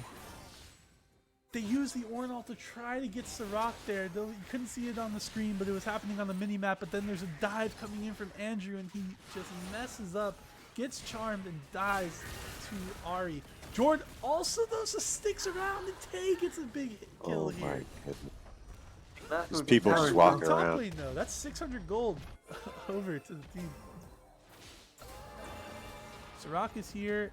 Cameron is Dragon's here. up in Dragon 3v3 is for the here. dragon. And it's a Nazgul has 3v3, no teleport. junglers here for the. Sirach Oh, is here. Sirach sorry, is yeah. alive. Sirach is here, yeah. Nazgul just continuing to wail top lane as well. Send 2 people to stop him, otherwise he will get that tower. Hextech gates are here for Ahri, but I don't think she's going to get here in time. Andrew goes over the wrong side. Sirach going, he ults him in. Andrew doesn't have ult here, and they're going to just jump on him. The charm misses. Andrew doesn't take any damage, though. Sunder at Death Stance is huge. And Nazgul continues. He's gonna get this top tower, potentially kill Pui here, who has flash, but they do get the tower, or they do get the dragon here. Who is We level got 10? a 6 kills to 9 kills, guys. Can we get a nice in chat? They've got 2,700 gold lead here. Orn is level 10 and King Nazgul's level 13. Rock looking to engage here on I Hate Bananas. Pingu is Oh, now low. there's a double kill for Andrew Andrew. is huge, and this is going to be a double kill, I think, for I Hate Bananas. That was a seriously misguided attempt. Jord almost kills Base, though. Base is ticking down. Base lives with 21 health. Pui is just taking so much damage from now. Wait, Tentacle? Tentacle? No, never mind. Oh, Pui walks away. He doesn't lead it to him. That would have been kind of funny. I would have been mad because of fantasy points, but that would have been pretty funny. Andrew is 8-1 right now on the Hecarim.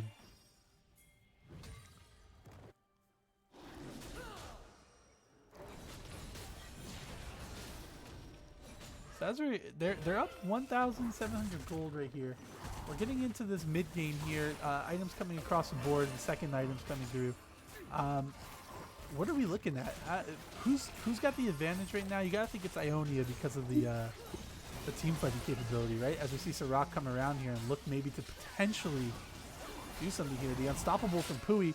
He does get out. He still has flash as Pingu chases him down.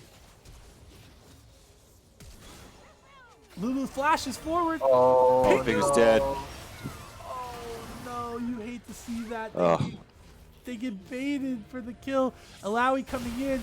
She's going to be 1v5ing here, and that it doesn't matter how fed you are in Alawi. Wow. You're not living 1v5. And then This look is at they got their eyes set on Baron's play. Baron. Ari gets a huge charm here, though. Hits base. He's got the heal. She doesn't have ult. And Ari is dying because she does not have ult. And this Bandle is a City disaster is for dropping Bandle like City. dominoes. One by one.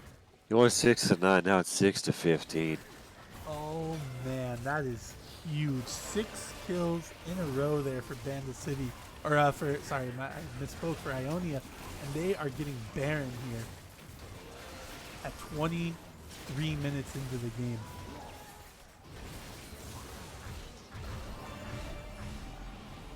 Yeah, I mean, you can't chase into a team that has a Seraphine or an Ornn, right? Like, they can just turn on you at any point. You got 90 CS and you're running him down. Like, what are you flashing forward for that? Just let him leave. You know, he doesn't. Maybe he TP's back, but look, put your sights on someone else. They're gonna do it again. Yeah, they get the tower top, but they get the tower mid. Bandle City does. Jord comes in, ults him forward, and he's caught out. He's dead. Oh, I don't know if you ult forward. I don't know if you do that. I'm not sure if he knew that Apogtheosis and Karuna were right there, but Jordan Sirach, another misstep. And they've got Baron minions, and they're coming down mid. They're gonna get this They're mid gonna turret leave for the sure. tower. Base They're not leaving there, the not tower. taking the Hex Gate. A lot of people forget to take the Hex Gate. I think that's one of the times.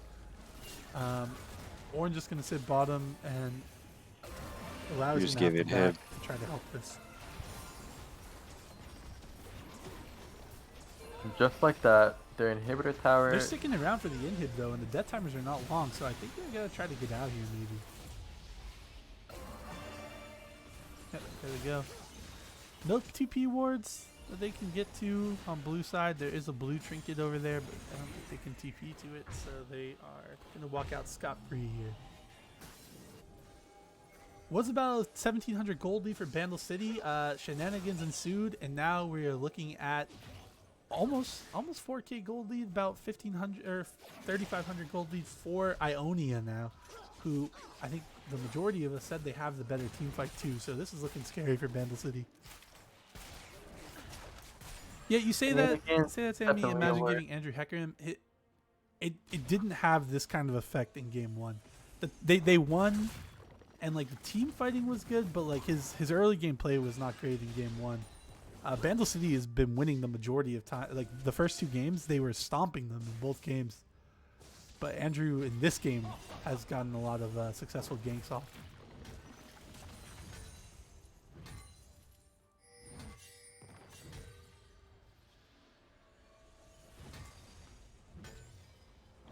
So Ornn level 13, one level off of being able to give out ornaments. Who's getting the first one? Do you think it's the Sunderer for Hecarim, or is it the Kraken Slayer for Caitlyn? I don't know what ornaments. Oh, we got a charm here on Victor. He's going to go down to half health. He uses his ult. It's not hitting anybody, but Andrew's pushing forward. They're going to get the kill onto Edgar Allan Pone there. Jord also going down. Andrew, you're not trapped. You didn't trap me. You're trapped in here with me. He's not scared. They're pushing forward. Caitlyn is hitting Dragon. What's going on there? No, Dragon. Yeah, she was hitting Dragon, but they still get 4 kills there. They lose 2 members, so might think that maybe those 2 members don't die if Caitlyn moves up, but they do get the Dragon, and they're going to push forward here. Probably get this turret, as Pingu is the only person alive with a sliver of health. Yeah, the problem with Ari and Lulu, we're kind of caught out by the Hecarim. Lulu is really the far Hecarim up. ult was really good. Yeah. And, like, you can't burst him down right now, not with Death Dance and the amount of healing that he has right now. ONG. What is ONG? On God.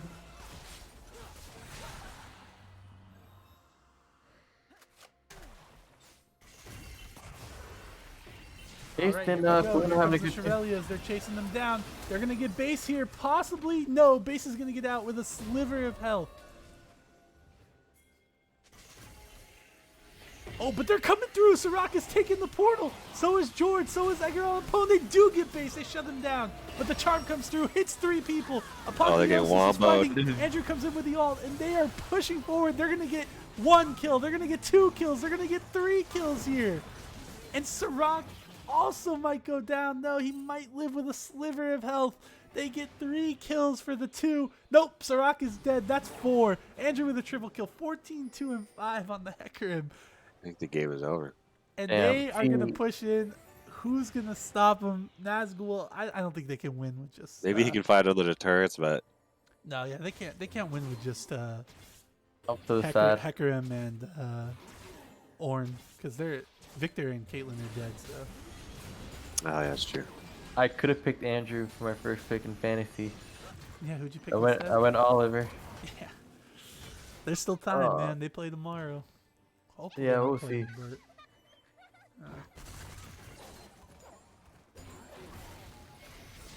All right. They're looking to get a pick here on Nazgul. As Baron's coming up in 45 seconds. He will be dead for it. Or not Nazgul, Pui. Nazgul is looking to get the pick. They do get him. He doesn't waste flash. His ult will be back up. Baron's coming up in 34 seconds. They're going to have to walk up there and actually try to force this before the TP, before he comes back up with TP. Or he ulted for that kill, which means it's not going to be up at Baron. He did ult for that kill. That is actually a huge cooldown as we... Let's see what the cooldown timer, 1 minute and 10 seconds. That's... Nazgul also doesn't have ult for 30 seconds. That's a misstep for sure, using an ult in that when you're fighting 4v1. No, honestly, might prevented the Baron though. I feel like they could have taken the Baron though if Ari had ult. It's gonna be tough. Well, they could catch up Victor. Oh, they don't know he's there. Nazgul just pushing down bottom. They got pings on the Baron. They're starting it. Apotheosis is going to continue to back, so he's going to have to teleport forward. Vinder's buying time for Nazgul. Pui here.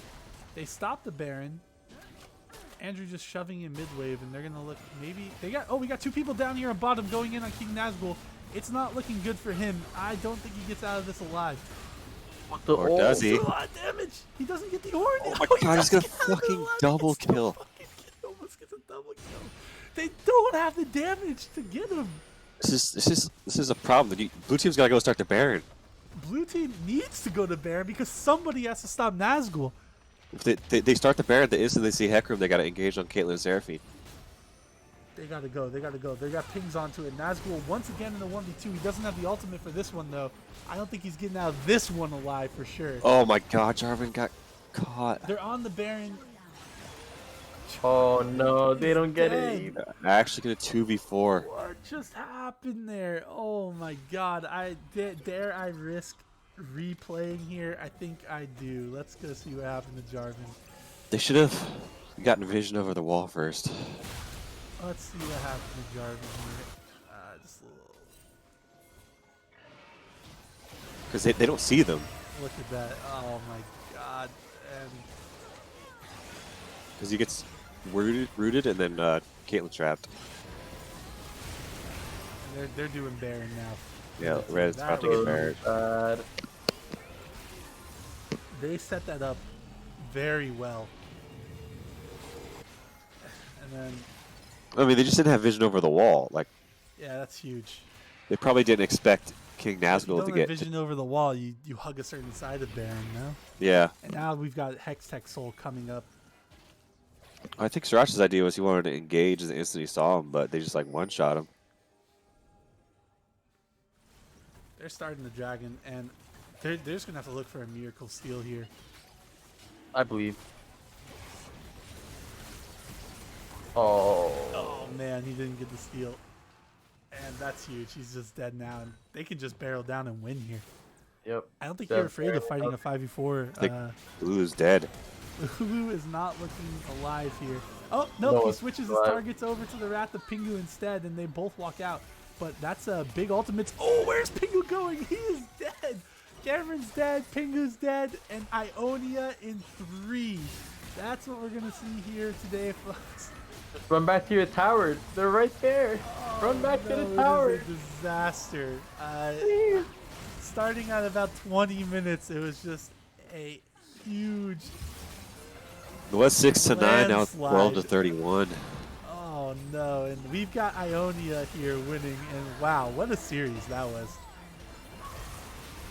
Well, the good news is I have They're Ionia on my stacking the team. fantasy points. Let's go. Thank God, Tay. Good job, buddy. Getting those kills. What a game. Ionia in 3, and thanks for the sub there, base.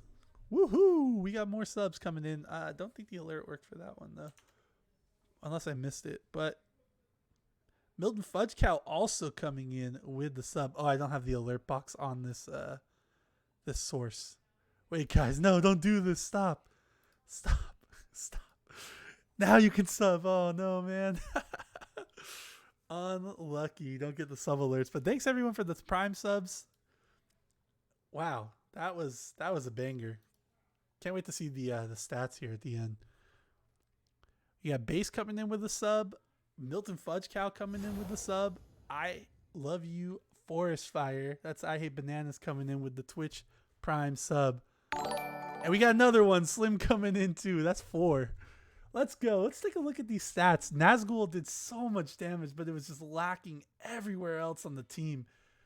Hecarim, 29,000, almost 30,000 damage, 17 and 2. 27,000 from the Victor, 24,000 from the Caitlyn.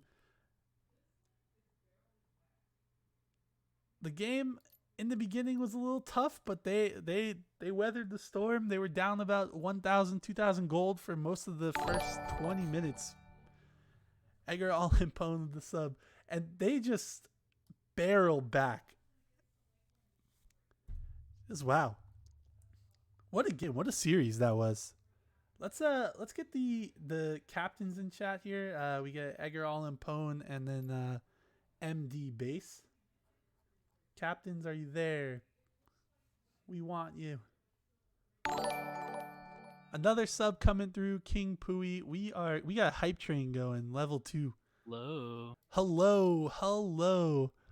Base putting on a huge performance in games 1 and 3. Game 2, we don't talk about. Didn't happen. Hello. Hey, just add us to- I Cameron, forgot what's he going on? played Cameron, Twitch. Add us to the long line of teams who have bullied Pooey top only to lose the series. Yeah. Let's talk about it, right? Because a lot of people, they saw your scrims. Scrims didn't go very well, right?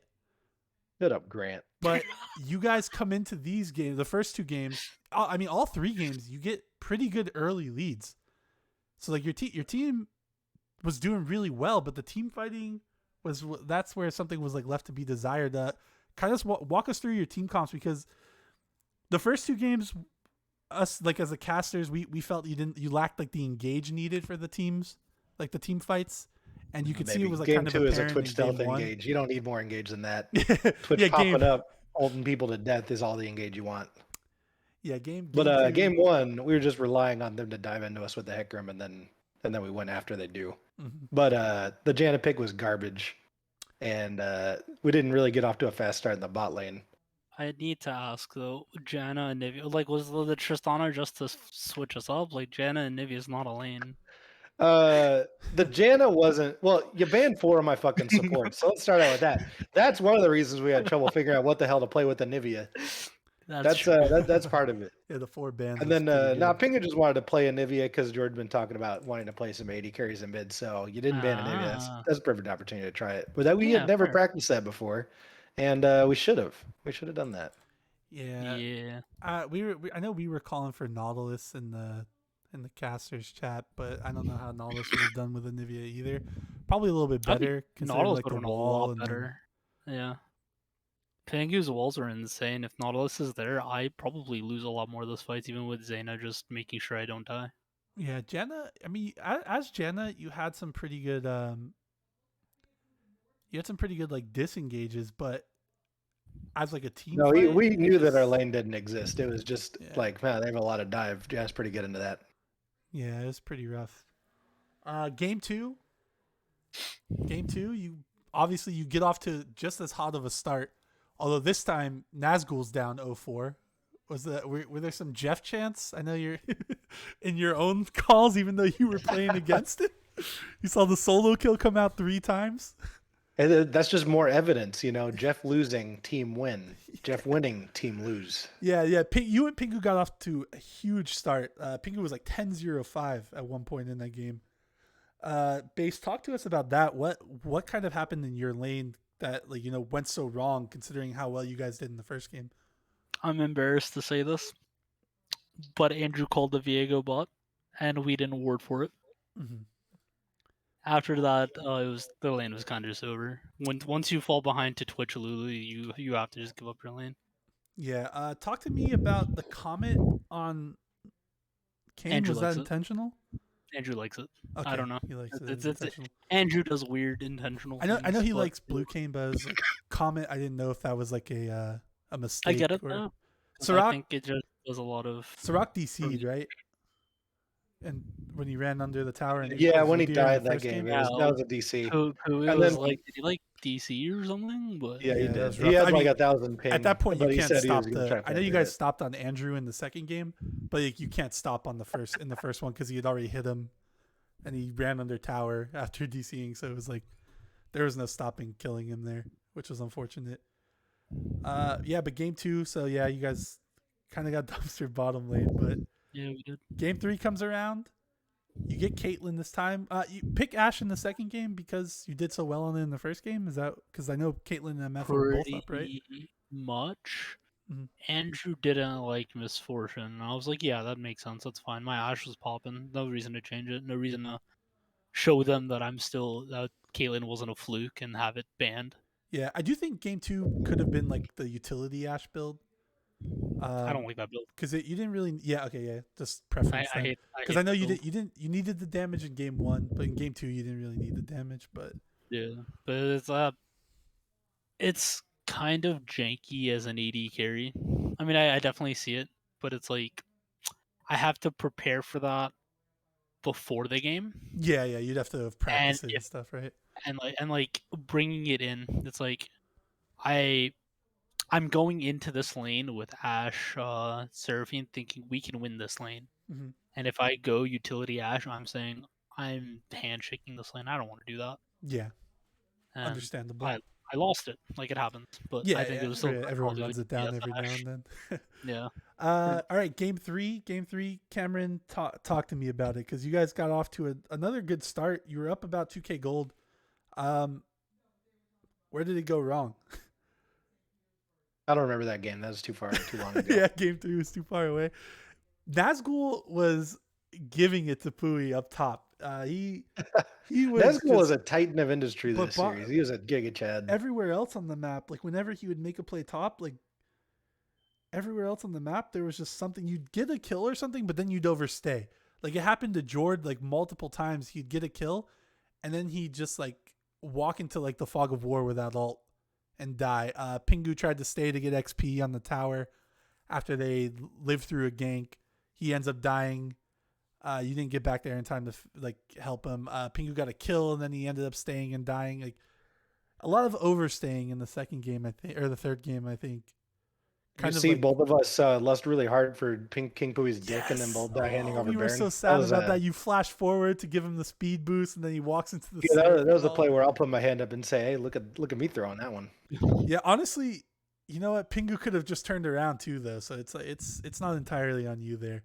You gave him the courage to do it, I guess, but hey, if he's gonna do it, I'm gonna make sure he does it right. Yeah, that was so rough. That was sad. But that was a banger of a series. It was a lot of fun to watch, a lot of fun to cast. You guys will have a lot of fun watching back the cast too.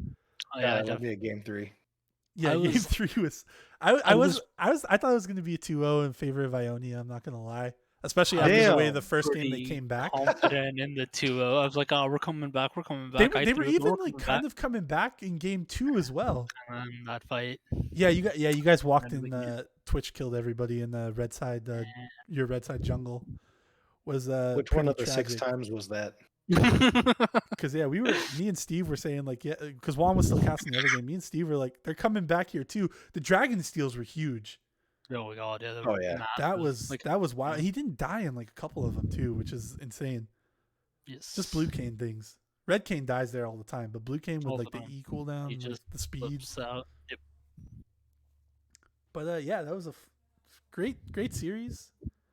I told you, man, I'd get you your you got point back. You bounced back. Tay too. Tay got a couple kills at the end there to up the fantasy points. I got some screenshots. I was happy about that. Any last words for you guys? I know you got next week. I think Ionia has the bye week next week. Right? Yes, we have all. We're all on the bye week next week. Actually, everyone's going into a bye week. New York because we're getting the New York show. Yeah, everyone's going to New York.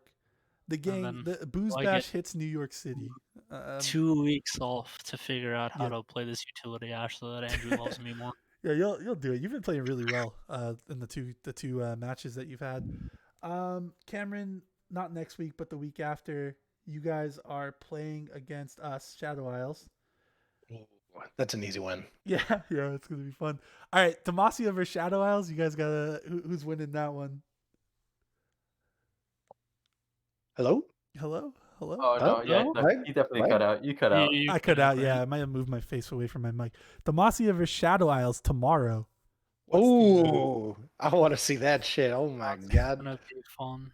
Yeah. I want to see if Demacia bounce back because that's like a really good team if you can figure out the rules.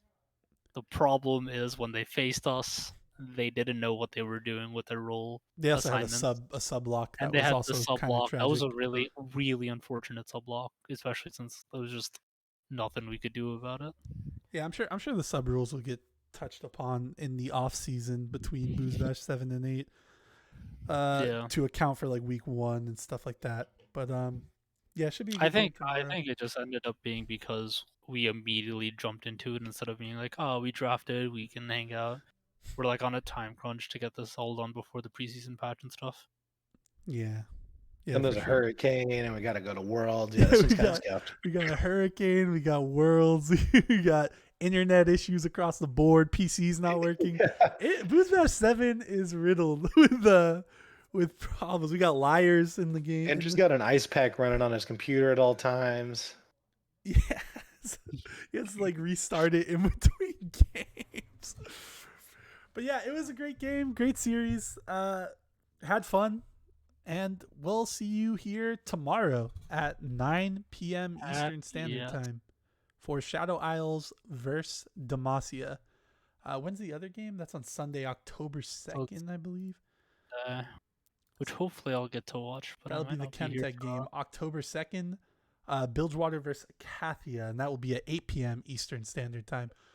And all right, everybody, Juan, Steve, I know you guys haven't been talking. I've been talking a lot, so I don't know if you guys have any questions you want to ask. About Kaluna MVP.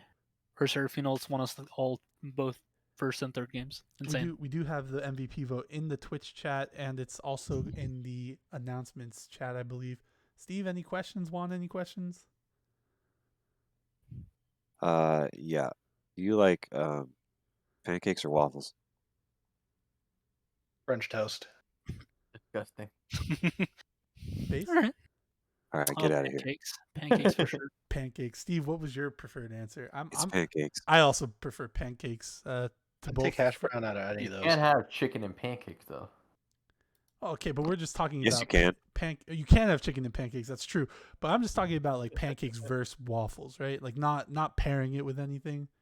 Well, why wouldn't We'll you? pair That's it part with of the, we'll pair it with that's part of syrup. the item. We'll pair it with syrup, maple syrup. All Should right. be a Yeah, factor. if you're gonna You pair want with you like anything, it's waffles about with every- maple syrup pair with- more? No chicken. next thing you Chicken's know, you're not adding butter. included. Do you like waffles with maple syrup more or pancakes with maple syrup more? Waffles are easier to make, so I gotta go with waffles. Yeah, you're a lazy bastard. All right. Great game. Great cast. Great question, Steve. He asked the hard hitting questions. That's why we bring him on. I hope you guys have a wonderful night, and we're going to end the stream right now.